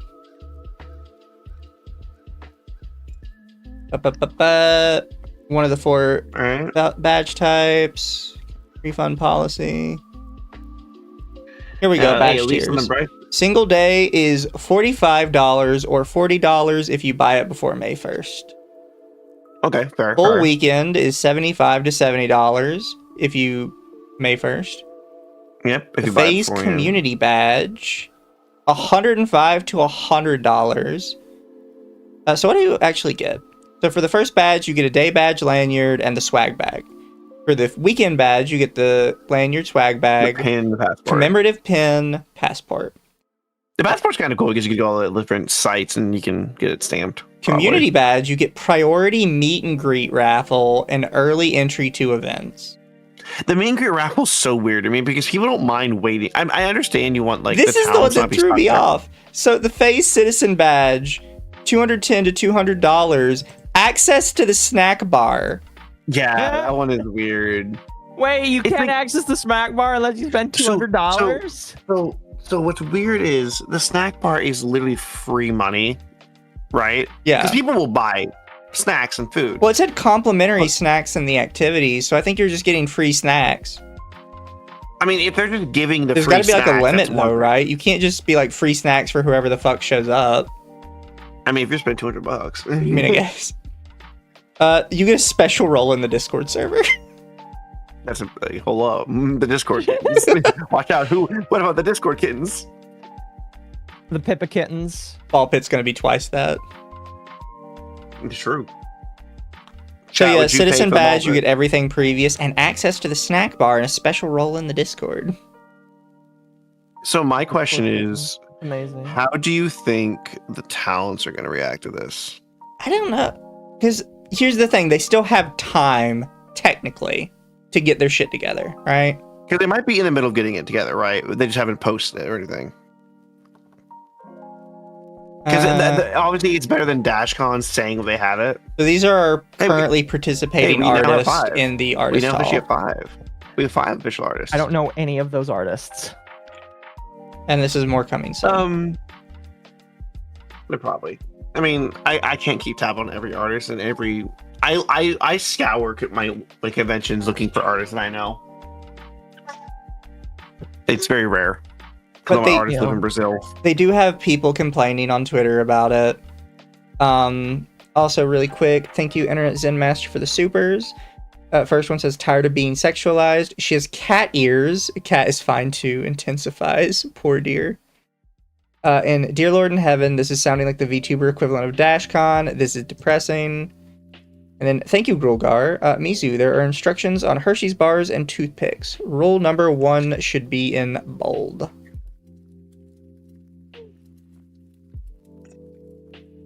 Used to be 3 earlier today, so they are updating. That is my understanding, is that people were talking about it today, because today is like the first time they're like starting to properly update it. But if you're going to start updating it, you kind of need to do it all at once, to a degree. Yeah. Because Yeah. it looks sort of bad to the outside world. It definitely feels a little wonky, in my personal opinion. Yeah, but it was a thing because Pippa was kind of crashing out about it. Somebody had replied to that 4chan post with, "It's genuinely entertaining seeing this corpo go up in flames after being considered one of the best to ever do it. What a delightful fall from grace." And I then understand why people get upset at this. Pippa replied, "Face Connect was considered one of the best to ever do it after everything we've been through and the judgment gaze for so long. Rewriting the underdog story when it suits you is hum. Faze Con might not be perfect, but will continue to work hard." But This is one of she's those kinda things right. where she is, but this is one of those things where you just don't talk. No, Is this it's that not gonna meme? help you. Is this that meme where it's like, it's showing Omni Man where it's like, I agree with your comment, I just hate how you said it. Pretty much. But Pippa's just been like constantly replying to people in this, and it's like it's not It's that they're not helping right. you. It's that you shouldn't like devolve yourself to like fight with these randoms. No, yeah, because all it's going to do is give more fuel to laugh at. Yeah. Then you're going to have assholes like us that are going to talk about it. I mean, You know? I genuinely wish Faze Con the best. I'm not like shitting on it. Yeah. I'm not gonna go because I would not go for just Faze Connect to a convention. I go to Anime Expo because it has like Japanese shit from all over the world. Yeah. Mhm. I would go to a convention for Henya, but that's about it. Like the last year I went to Sabo. Anime Expo, they had an ultimate muscle ring in the vendor hall, bro. Like, Wait, Did you really? did you win?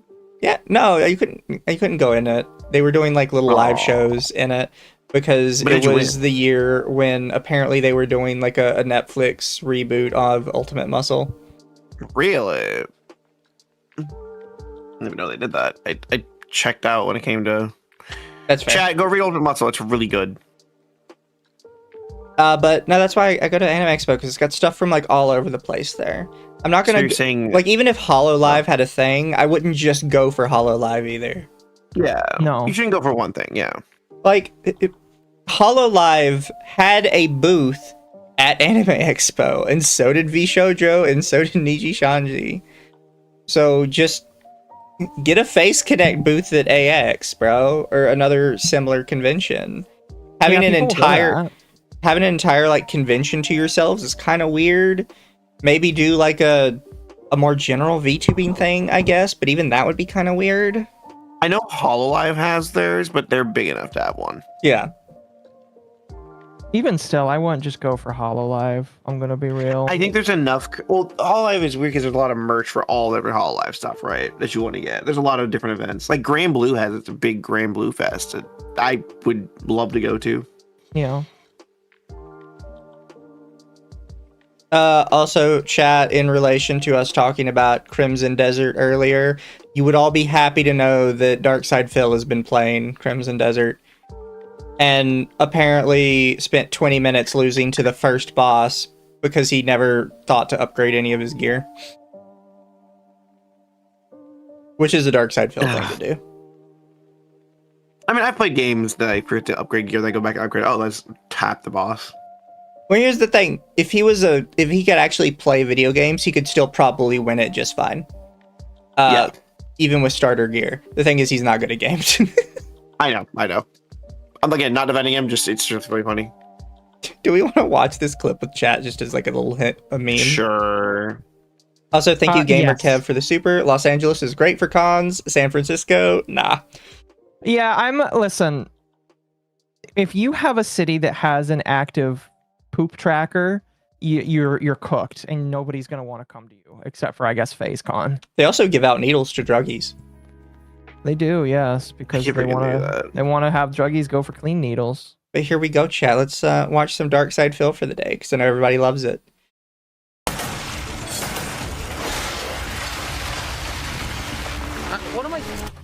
What am I playing this for? No, really.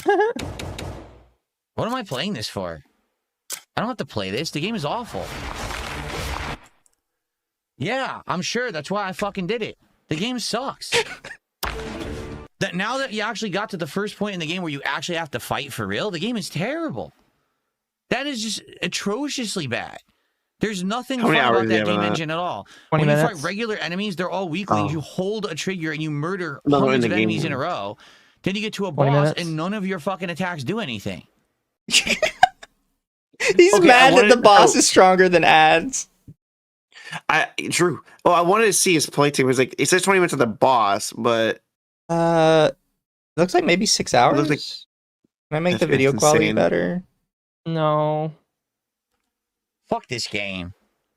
bro, Really? that's It looks like it might be 6.7. It's really hard to tell though. Well, let's do a quick shout out. He's just can't beat the first boss, and now he's mad. It's just always funny watching Darkside Phil lose at things. Maybe that's That just is me though. amazing. No, yeah, I just wanted to. It was just curious. It bothered me.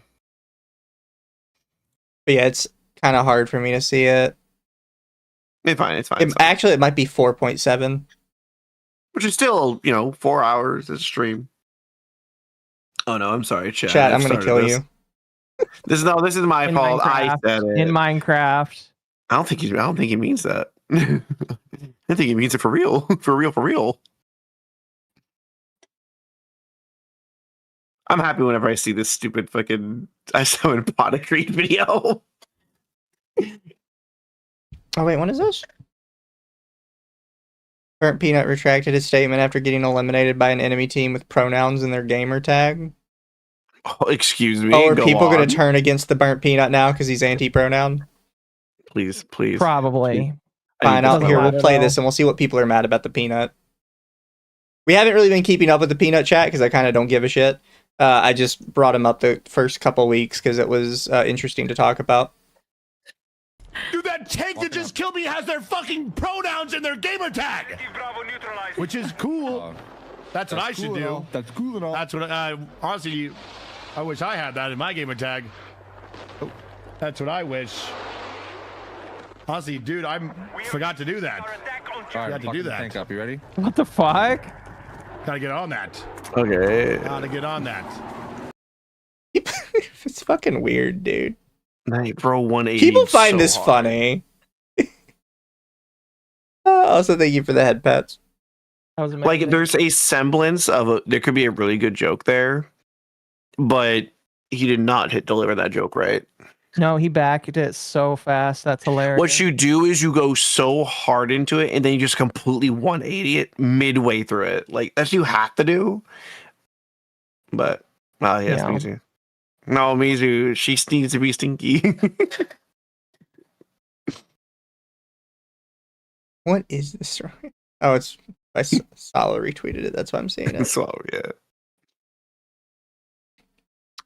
But yeah, that's all I had for tonight. Unless Occo has more stuff. I mean, for me, the only thing that like I don't know if you've been keeping up with the drama. There's a lot of people talking about that mom VTuber, and I feel like I need you to explain it to me because you probably would be able to explain it better than me trying to understand it. But there's a lot of people mad at this mom VTuber because of her daughter singing the Lolly God song. Yeah. And can you help me understand? Because like my personal opinion is I don't think a child should be singing that song, but I also think that the people that are calling her a pedophile and calling their audience pedophiles are also wrong, because I just think that they're taking that too far. But like Here's the maybe you can thing. explain it better. I for don't me. think your child in general should be on the internet. No, I However, agree with that too. my opinion on it was at the end of the day, people are like, oh, how could you have her sing that song? That song is like sexual or whatever. Not sexual. It does like appeal to like lolicon tropes. But my parents had me singing so much worse shit when I was a kid. Right. The one I always brought up was my mom let me listen to Lou Bega, Mambo Number 5, which is just a song him singing about all the women he's fucked. And I used to sing the shit out of it when I was like 8 years old. And when my grandmother finally listened to me singing it, she was like horrified because she's like a good Christian woman. That is amazing. And then like from my dad's side, he let me listen to 9 Inch Nails. So Nine like, Inch Nails is great. yeah, but I was like that's not the 9. Yeah, Yeah, fair enough. I was The amount of 9 stuff I singing listened to. Animal. Like, The amount of things that I've listened to as a kid because my parents are like, yeah, just do it. See, like having your parents having their kids say out of pocket shit is like a national pastime for moms, right? Yes. I will say Yes, that I don't chat's necessarily think Closer. I that's know the name of the song is actually Closer. I'm gonna say I don't necessarily think it's right that it's being broadcasted, because that was my thing. I was like, listen, if you want your child to be funny and out of pocket, I don't care. Just don't put it on the internet, because you're gonna have retards like Chud Logic get upset and call you and your audience a whole bunch of pedophiles because you had your child sing that song. And I just think that The real argument is not what that they saying it. It's why is your kid on the internet? My thing, that is a good though, argument to have. is that she I would is say, yeah. actually slightly less bad than most other people that do that because her kid has a VTuber model. No, I agree, but again, it's the issue of I don't want to. Your kid has to live with this now. Yes.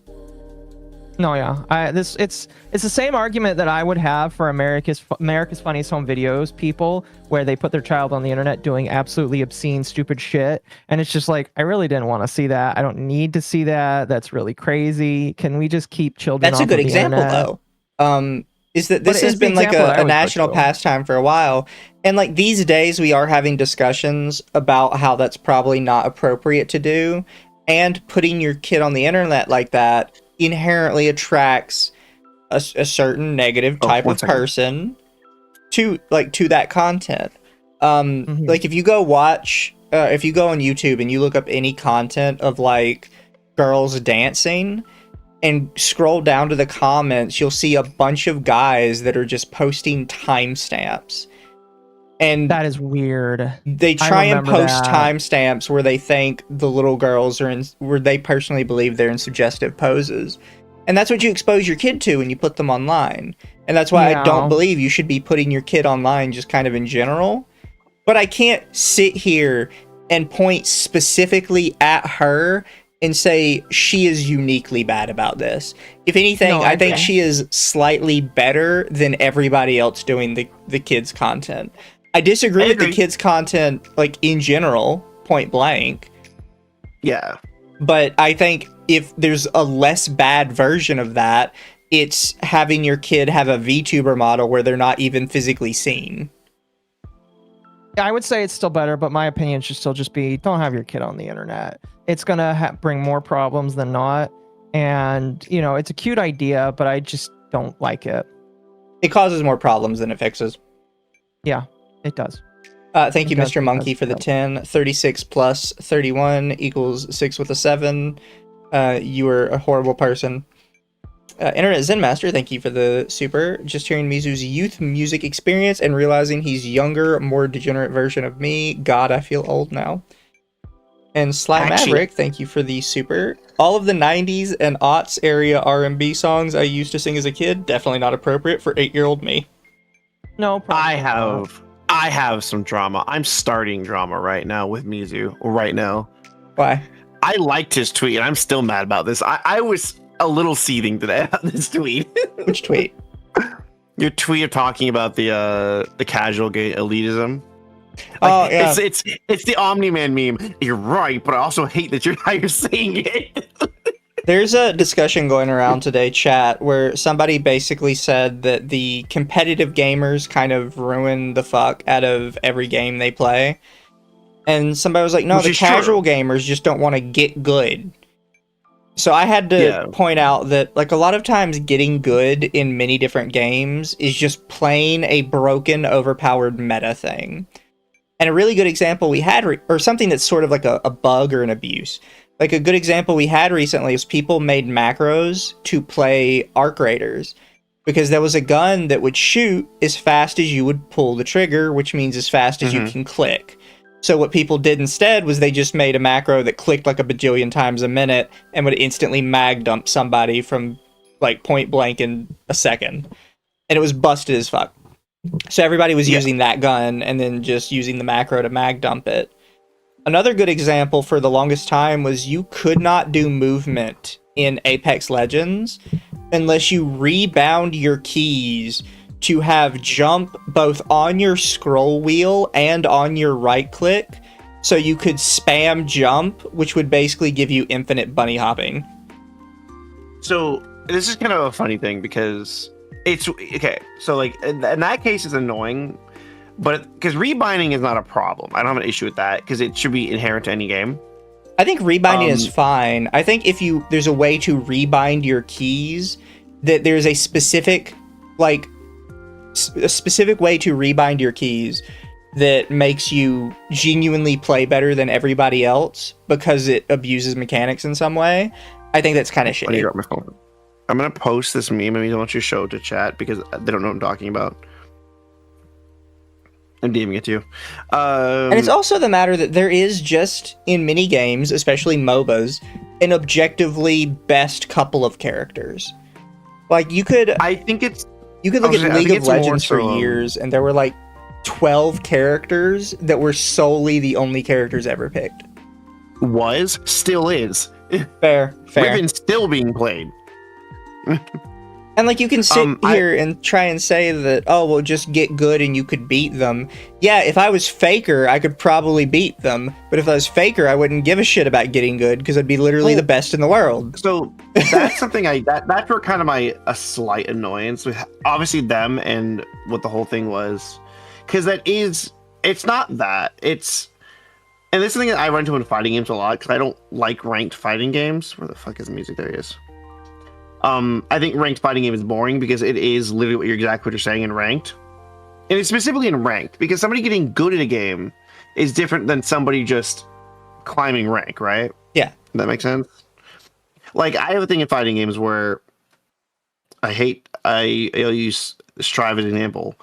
I climbed to the highest rank possible in that game twice on the worst character in the game. There you go. This is it. This is it. Wait. No, that's not it.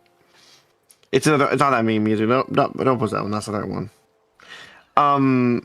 Also, the best version of that particular image, or I guess that particular scene, is when I said your mother was like a pet, I meant that literally. Yeah, that was good.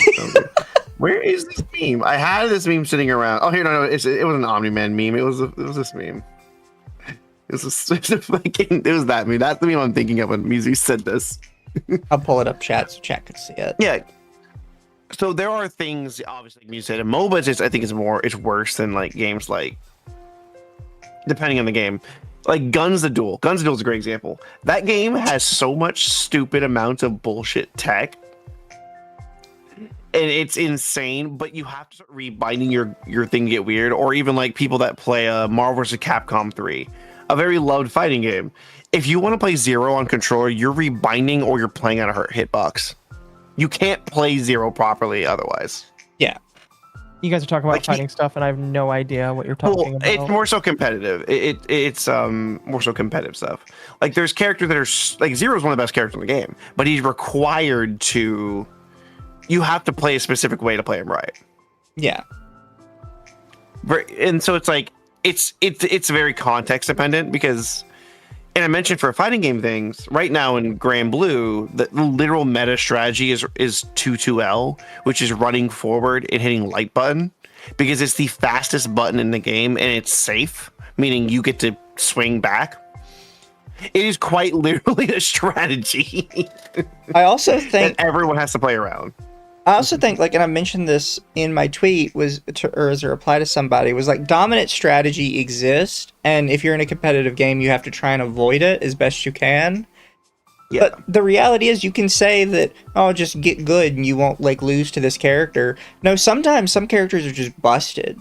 Like, there was a time when I was playing League that I would go, like, 30-0 every single game because I had learned a combo for one of the characters that was just busted and nobody could really counter at the time. Yeah, it's one of those things though, as well because this is something happened in League too. I use League because it's simple. You can break somebody's brain in League by if you know what their character does, their game plan. Just don't play their game plan. Yeah, I am notorious for playing before they reworked her Morgana mid because you drop her W on the wave and you just walk away and just walk away, and there's nothing they can do about it, and they get so angry that they will tower dive you every time. And you don't tower dive Morgana. She snares you, walks away, and laughs at you. Yeah. And because at the time, like, Zed, Tal, and all the mid-80 assassins were just running rampant. So you just, okay, I'm just not going to fight you. And these people are so seething to fight and kill that they will just do stupid things. Yeah. So it becomes a game of, so you can get better, but the getting better is really just going, and there are some games, like you said, in the Arc Raiders thing where it's like, yeah, that's just not fun. That's not a fun situation. That's not a skill thing. That's I managed to take 10 seconds to learn how to do this. Well, and then once you're playing team games, it gets even worse because team games, your team is expected to carry part of the load. And if they don't, then problem characters just get exacerbated to be even more problematic. Yeah. A really good example is I quit playing Dota 2 when techies came out, which are guys that every single skill techies has is an invisible bomb that they plant in the ground. So what you're supposed to do is you're supposed to plant scene wards around the map. The problem is in Dota, scene wards aren't invisible. Anybody can see them. So you have to buy 50 seeing eye wards, place them all over the fucking map, and hope the techies doesn't run around destroying all of them, because if not, every 2 steps you take, you're going to get blown up and immediately die, because his bombs did way too much damage.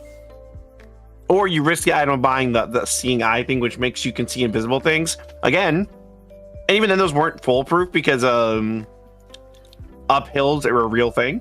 Yeah. Like, you would lose and you like constantly just lose money trying to like not walk into a bomb and die.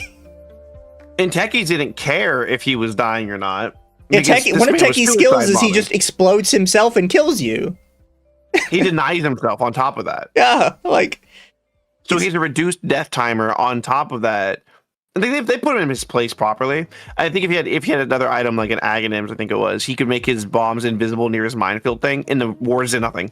There was another really annoying meta was in Call of Duty for a while.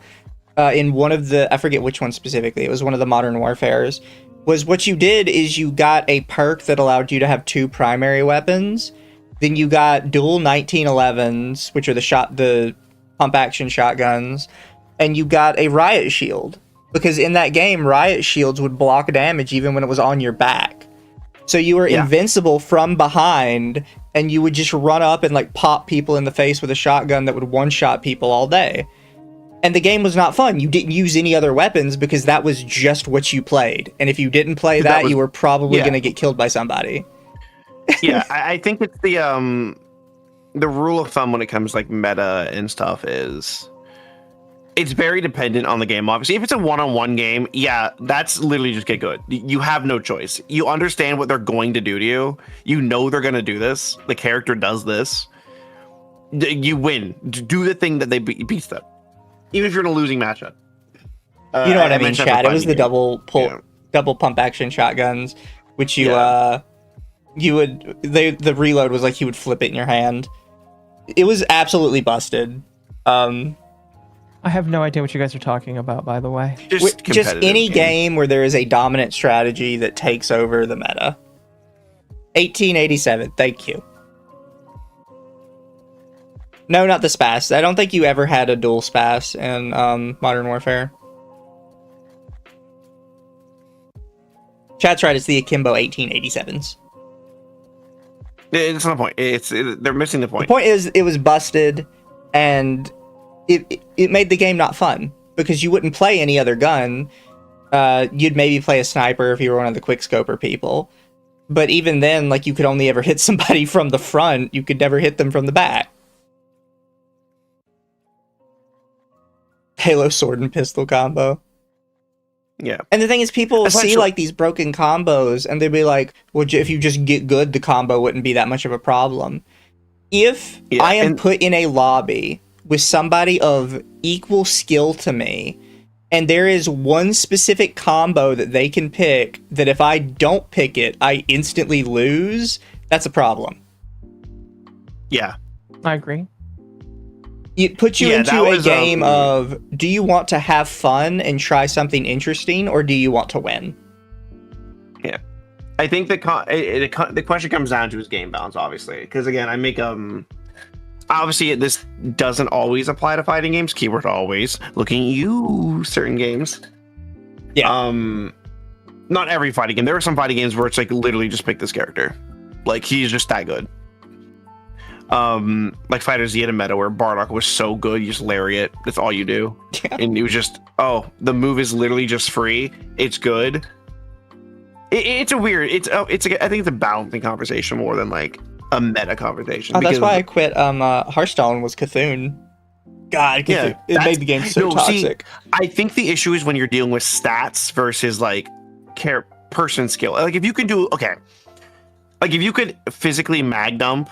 Like if the macro wasn't the reason why the mag dumping was good, it was like a skill basing where you're canceling the animation on the gun with like specific movement tech.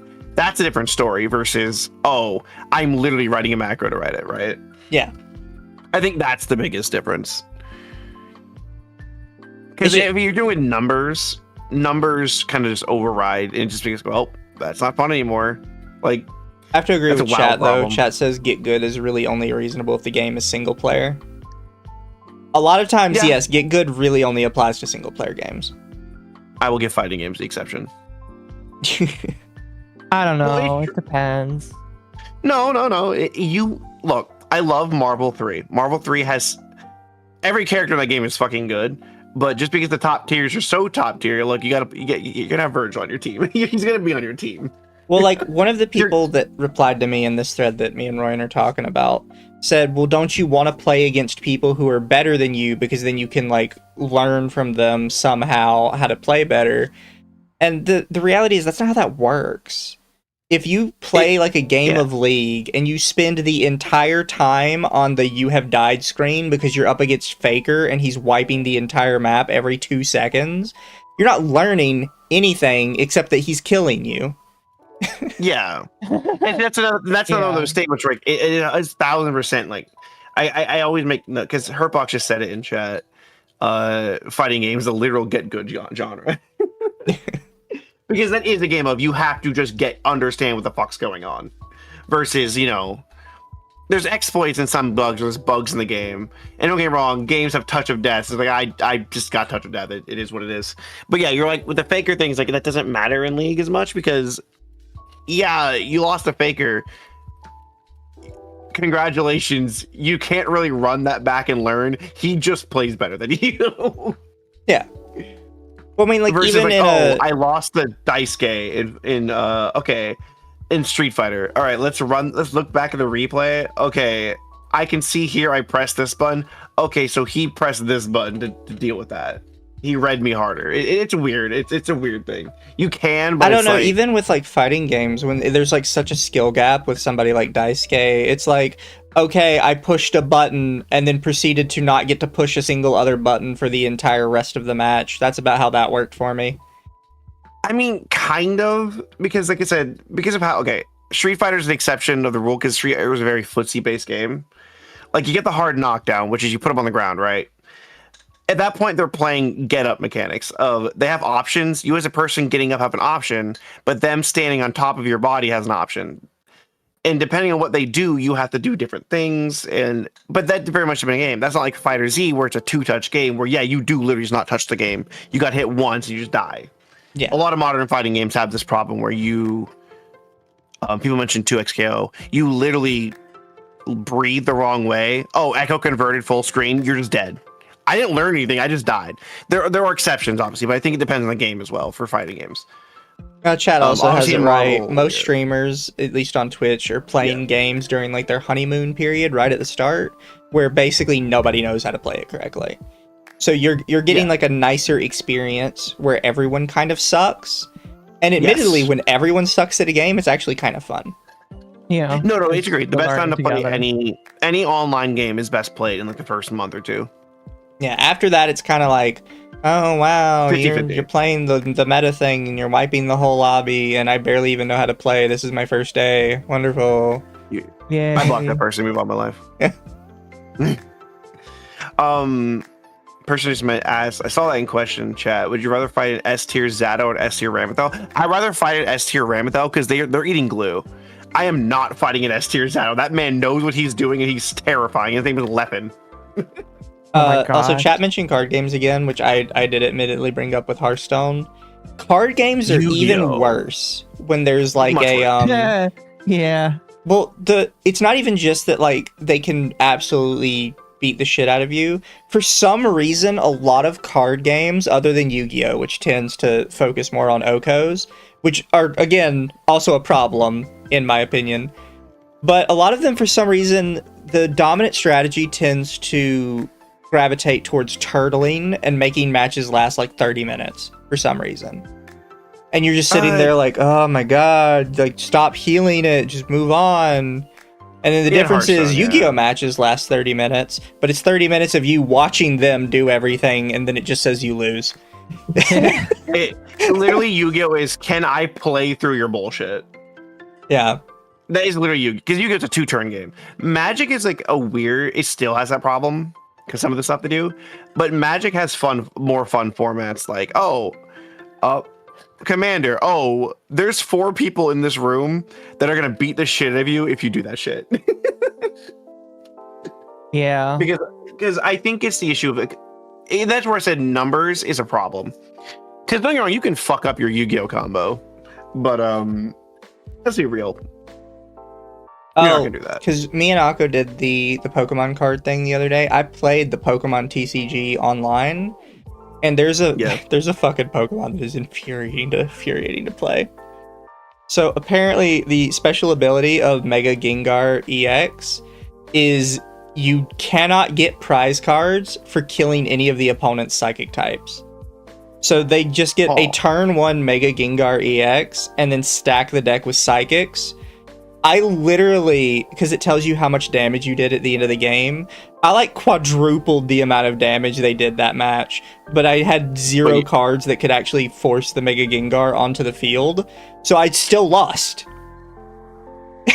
Oh, because you had the because I couldn't get a single prize card the entire time because I could not force the Mega Gengar onto the field. Yeah, you that's horrendous game design. It was so maddening. I'll have to get it and then learn. Wait, okay, say Phoenix. I saw that. I fucked up once and I die crap, so I don't play fighting games, and TCGs aren't fun. I think, again, that's not every TCG and every fighting game, because I think, like I said, Mizu mentioned turtling. Yeah, that's Hearthstone. Hearthstone is turtle the game. Turtle the game. It's all turtling. And there's ways of making that stuff fun. That started with Cthulhu, because the entire thing of Cthulhu was to get as many of your characters out on the field as you could, make the game last as long as humanly possible, and then drop Cthulhu, and suddenly it has like 50 points of health and 50 points of attack. Hurtbox, I said, I've been playing fighting games for like 26 years, and most of you are wrong about fighting games. Like 90% of these opinions, including me. I'm sorry, bro. No, I have one sole opinion about fighting games, and it is objectively correct. Fighting games are autistic and gay. That's true. That's very true. I will not deny that. That is my sole opinion I will die on the hill of with fighting games. And even saying that, I enjoyed playing Granblue with Royan. It's a fun game. Mostly playing the what is it? Momentum character, the Tilt Lolly. Charge character, but it's she is the gorilla known as Charlotta. Yes, I like my Tilt Lolly. Potato. Oh, speaking of Granblue Versus, the new version for the free to play version is free all weekend. Oh, interesting. For all the characters. I thought I already owned it though. No, the Rising is the newer version. The new updated, like 2 years later down the road, all the DLC from the first game. Essentially, they put all the characters for free for like the weekend, so it's worth giving a shot. Yeah, Granblue Fantasy versus Rising. Yes, you have Rising? Yeah. Oh, I didn't even know you bought it. I thought that was the one we played together. We played the regular one before the. I think you bought it because we did have fun though. We should play it again. Yeah, no, I have time on this one, which means we played it together. I didn't even know we played it together. Because I've only have played it with you. Oh, when did we play this? When did we play this together? I don't know. Oh, well. I don't have any other Granblue on my account. It's just this one. I know I do have Fantasy Versus.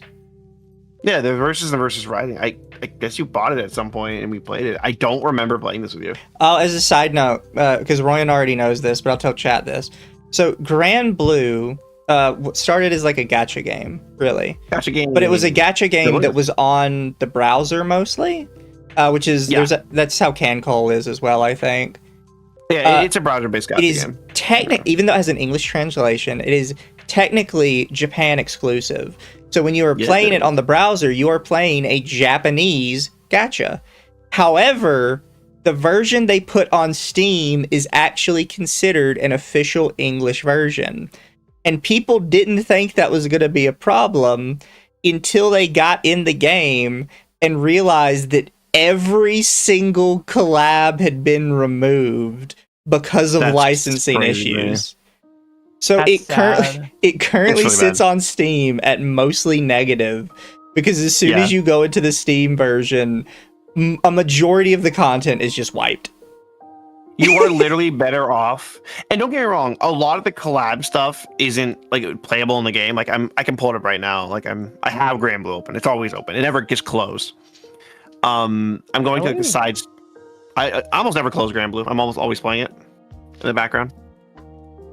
Yeah, Roy I've has been a playing this game for problem. well over 10 years. It's the only gacha game I play. So right now, it has some collab events out right now. And the collab events you can play in the side game are the two Love Lives, the Princess Connect. I don't know what the fuck Side 14 Fantasy is. The Code Geass. Essentially, the two Tales of. Side M. I don't know what this is. Essentially, though, mostly the side game, the other side games. Like, I have the Persona stuff still because I played during it. I missed the Luffy one. That's never coming back. I'm never getting him. Yeah, chat saying Luffy's meta. Luffy was top tier for a hot minute, but he has been pushed out of the meta. Bakugo was good. I hated it. I had to use him. They started making collab videos really good. And I was also going to say, complete side note, this is something only I care about. Bravely Default Remaster is currently up on Steam, and I highly recommend playing it. I think it's a fantastic game. I don't care that the ending kind of sucks, because my opinion is every JRPG has a shitty ending. Persona 4 is a great ending. Nice try. I haven't seen a single JRPG that has a good final 5 hours. Every single one of them turns into a slog. Again, Persona 4 is great. I've seen the ending of Persona 4 because I watched my nemesis play it. Did I need you? to replay No.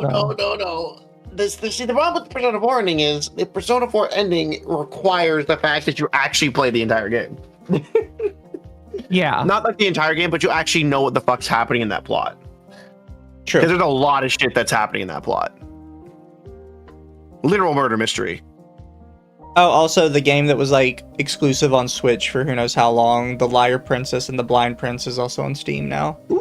And all I know is people have said that's a very good game. I thought that's on Vita as well. I don't know. I don't have a Vita. Who has a Vita? I did. Me. I had the Vita. I thought those were extinct. I was the guy. I was the guy with the Vita. There's nothing wrong if you want to own a Vita. Kendra is like popped up. Like, yeah. Kendra got real happy. I agree with the slog statement. Frankly, a lot of them do drag. I genuinely say this. If you like JRPGs, think really hard about every single one of them. Specifically, the final 5 hours of you playing Final Fantasy it. 10. Fantastic. Every single one, the final 5 hours just drag for some reason and immediately starts becoming unfun.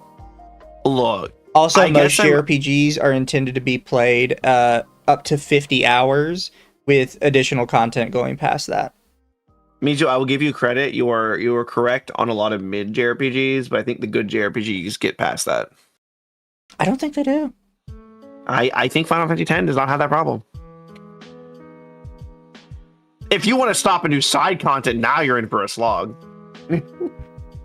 But just playing through Final Fantasy X story is perfectly fine. Also, I did know that Bravely Default 2 has been on Steam for a couple of years, and I actually never played it. I'm literally going through my small list of long JRPGs. I'll give Disgaea credit. That game is a slog just in general, even though I like it. That game is a slog in general.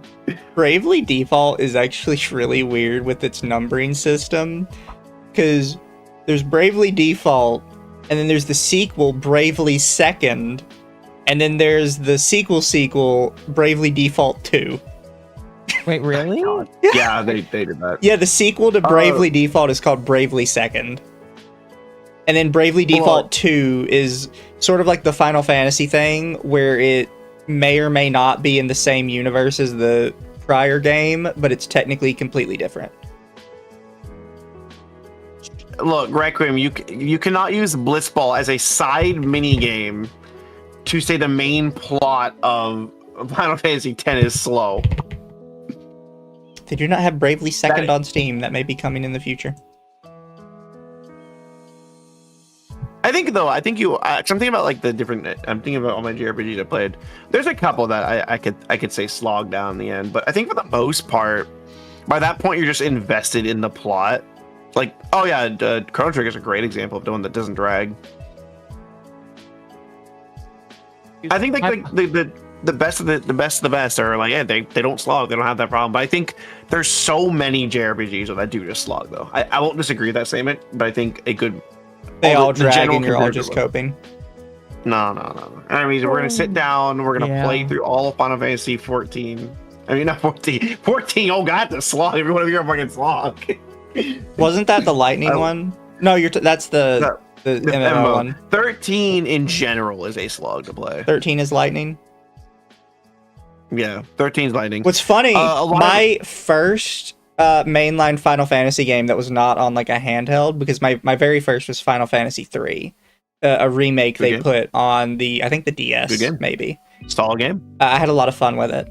The second one I played after that was Lightning Returns. And I didn't know anything about Final Fantasy, so I played through Lightning Returns, and I was like, huh, this is kind of shit. I don't see why people like Final Fantasy so much. Yeah, no, you played through it very bad. So, Final Fantasy 13 was supposed to be a Valkyria Chronicles game. Wait, really? What? It is literally Valkyria Chronicles. 13. No, it's not. 13.3 Lightning Returns is literally a Valkyria Chronicles game. I guess I might have to play it now because I played the The original. gameplay is nothing like a Valkyria Chronicles. There was supposed to be it, but they made a Lightning game to make it sell. That was what they were gonna make a fucking Valkyria Chronicles game as. That's crazy. That's interesting. No. It's still not good. Don't play it. It's still not worth playing. To be fair, Valkyria Chronicles doesn't know what they're doing, because they had a fucking card game at one point. They did. I had it. I don't know what I did with it, but I used to have it. They could have been like something really good, and they just didn't really innovate too much. They just kept trying to do different things, and it wasn't working. Oh, sorry, it wasn't supposed to be, but they were trying to, but it wouldn't sell. It's not like Square wouldn't publish a Sega game. That was mine technically too. Final Fantasy 3 on DS. Final Area is a genuine slog. So if that was your first, I can see why you hold this opinion. Actually, I didn't develop my opinion that every... You know what? There are two games that affected... Profile, sorry.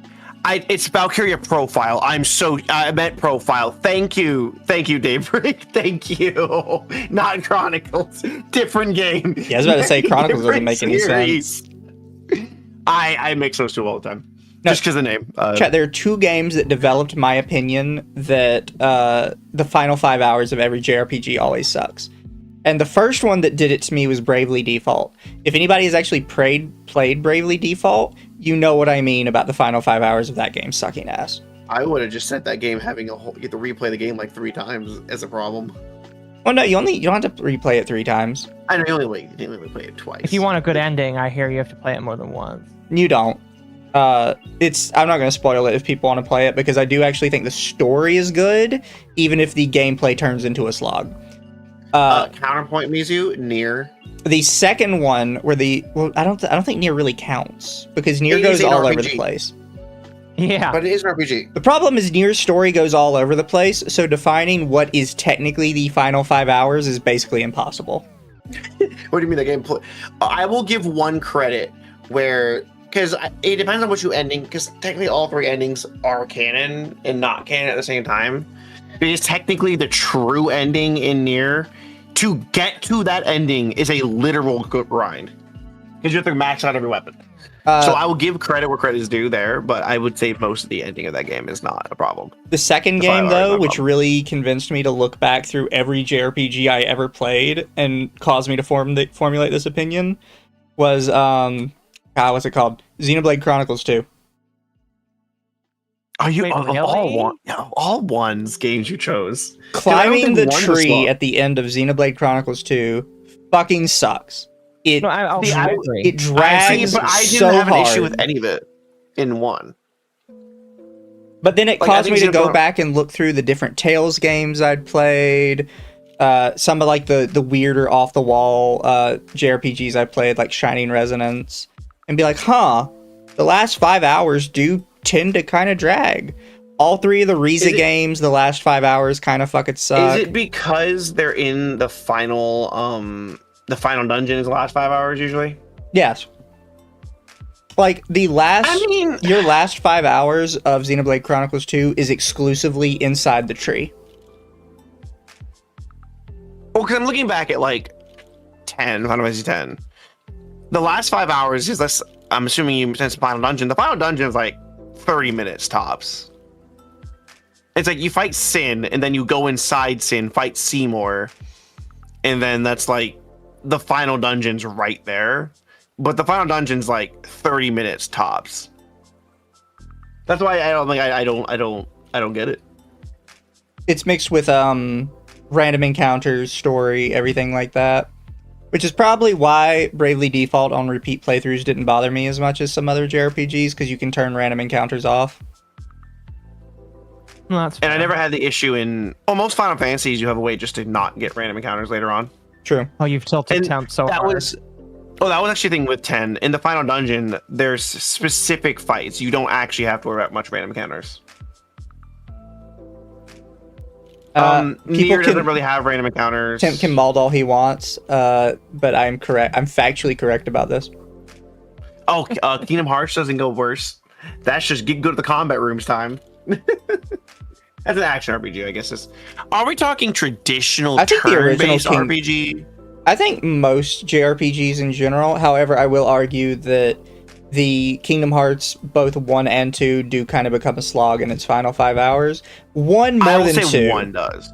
Yeah, I'll say 1 because does. 1 just starts throwing you dungeon. into rooms and saying, just fight a bunch of monsters over and over again. Fight the literal hardest fights in the game. Go fuck yourself. And they give them a bajillion HP. Yeah, 2 is fun because the gameplay is so much fun that I don't care. And a lot of the final fight in 2 is an event, so that makes it a lot better. I think that's the thing. I think 2 drags. I think 1 definitely. I can agree with the 1 dragging. Fucking don't get me started on dragging. I'll give you credit. Chain of Memories drags so hard, so fast in that game. I don't play any of those side games. I'm just gonna look up the cutscene. No, that's a canon game. Yeah, no, Kingdom Hearts Chain of Memories is actually critically important to understanding the story between 1 and 2. I know. I looked it up because I refused to play the fucking game. Chain of Memories is so good though. It's not good. It's easy. Mizu. I don't like it. I love Chain of Memories. Mizu. Chain of Memories is a terribly designed game. I love Chain of Memories. Because they didn't fucking commit. Mizu, we're gonna go back and play that again. I love Chain of Memories, bro. You have to tie me down to a chair to make me play that again. I mean, the problem with Chain of Memories is the second you get...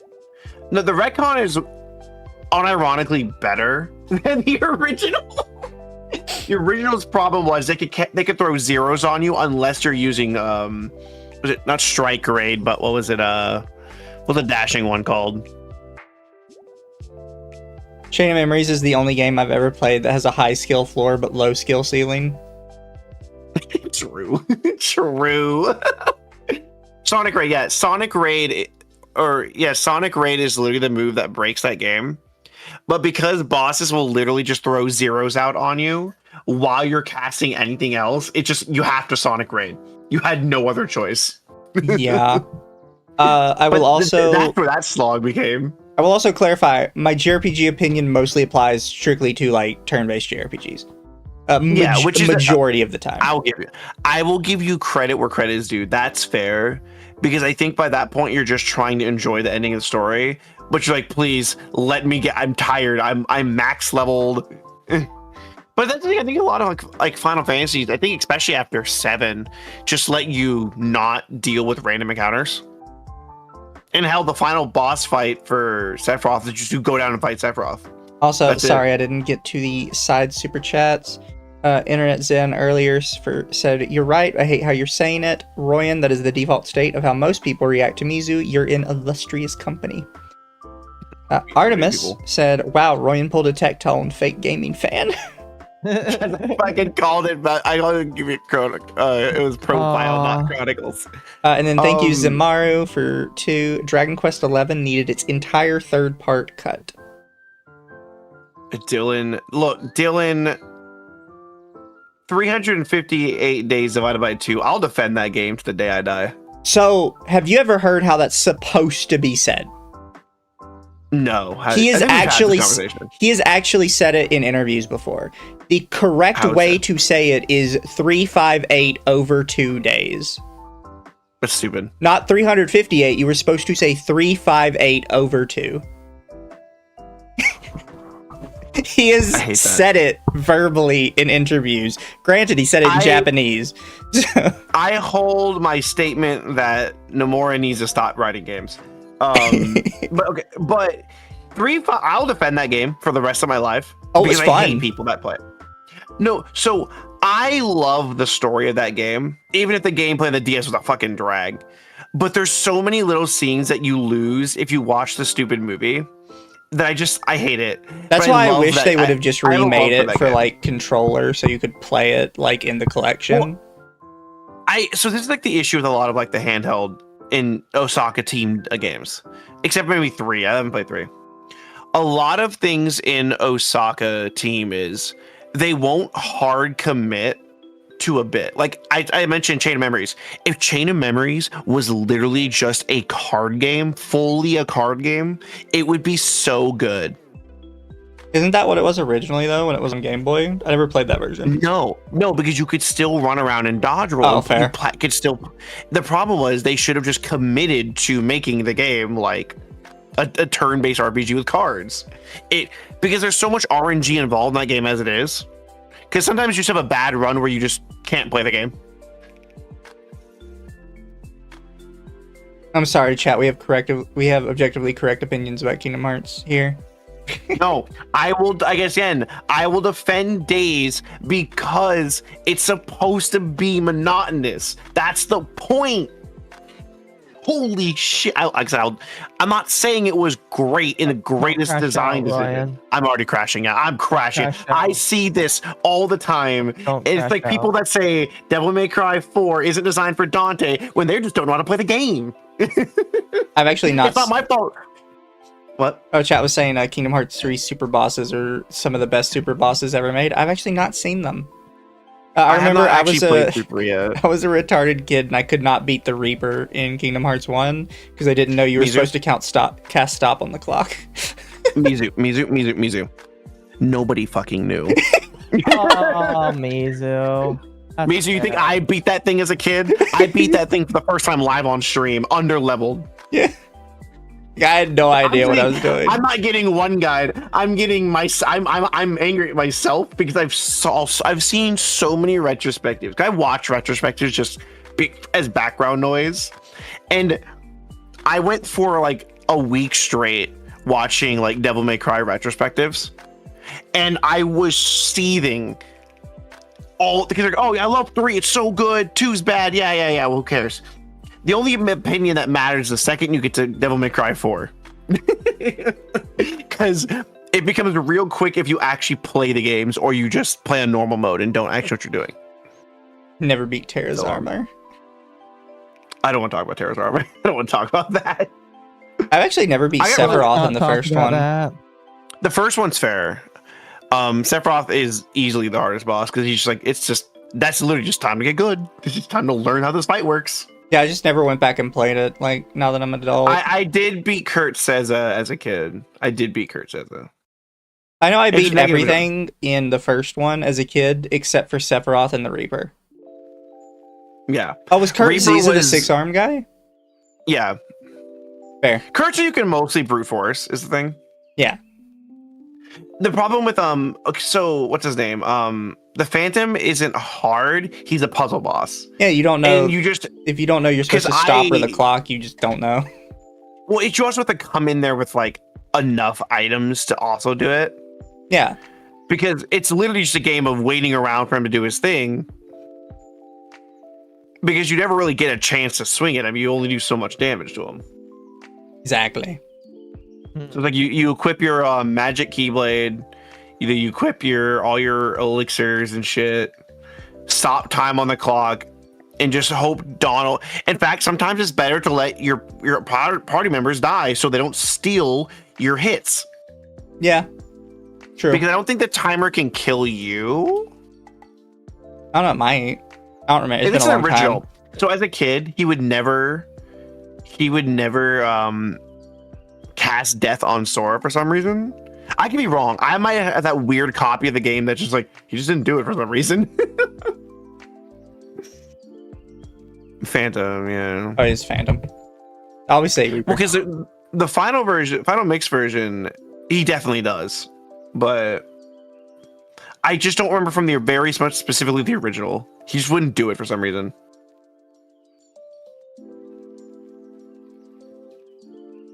Why does it see look Brother, different in Final Mix? Oh, he's white in Final Mix. I mean, I don't mind it, but If they I think the original whitewashed was him? better. Literally whitewashed him.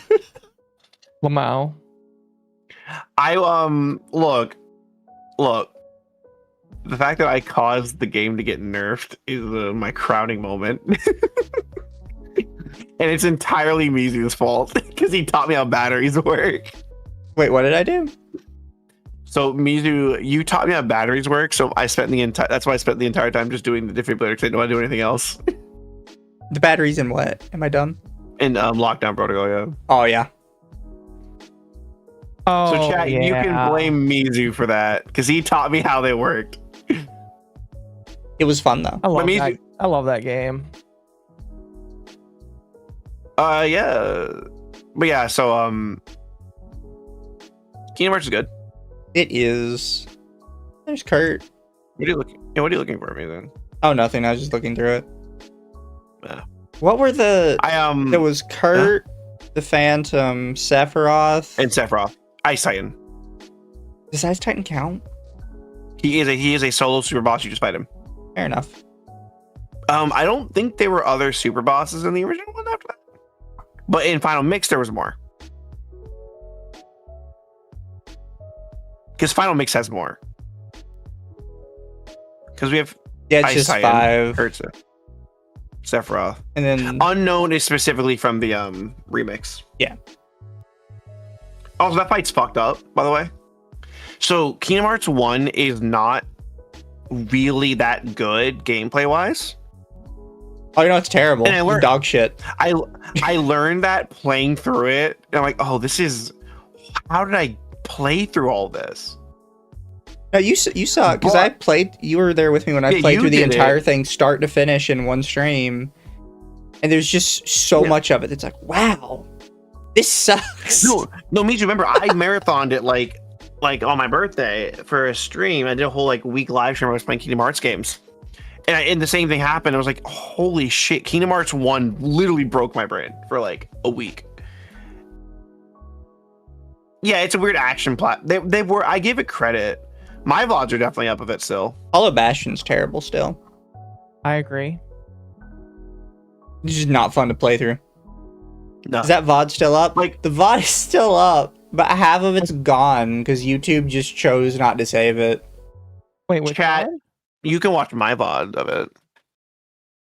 I wish it was still up because one of the parts it cut out was towards the end where I managed to break the game somehow. I guess it wasn't expecting somebody to play it in a 13-hour session. So in the cutscenes, Sora was showing up upside down and facing the wrong direction, and There you go, chat. some There you go, cutscenes chat. it was staring into the void and you couldn't see anybody at all. Mine was a painful experience because chat kept buying me to do more things. I had to go do Hades Cup tournament. But I went through. I need to finish. I need to finish through most of those. I only got through. I only got up to Birth by Sleep, and I didn't want to play again. I didn't want to play any more Kingdom Hearts. Time to replay games. Maybe eventually. Mizu doesn't really play. Well, I mean, none of us really play through games that much anymore. I It's more do. fun to. I play through games. I play games all the time. I just don't stream it. This is true. Yeah, and I'm the one that streams playing through games. The chat, the 13-hour Kingdom Hearts stream, I got because I was doing it for stream for people who weren't around when I did it. Clear the game without using a continue, clear the game without changing any of your equipment, and clear the game on proud mode. So I just did all those together. I was like, yeah, fuck it, let's go. We ball. Oh, and I Yeah, got I spent Speedster, time. defeat the world of chaos within 15 hours. That was the reason it was a 13-hour stream specifically. Oh yeah. So chat. I spent 3 hours on the Terra boss fight. I'm proud Terra. Fuck that fight, bro. Fuck that fight, bro. I hate. Okay. Do not play any of these games on Proud except for 2, and I think maybe 3. It is a slog otherwise. They are all boring. Like I played through Birth by Sleep and I was playing Terra. Terra is such a fucking nightmare to play because you can't spam dodge rolls like everybody else can. I mean, I had to do it on Proud because it's an achievement. I have to get the achievement. I know the achievables. And he got the achievement. I needed I my mean, I Cheetos. did it. I'm proud too. It's at this point, Kingdom Hearts aren't hard games. They're just become a problem.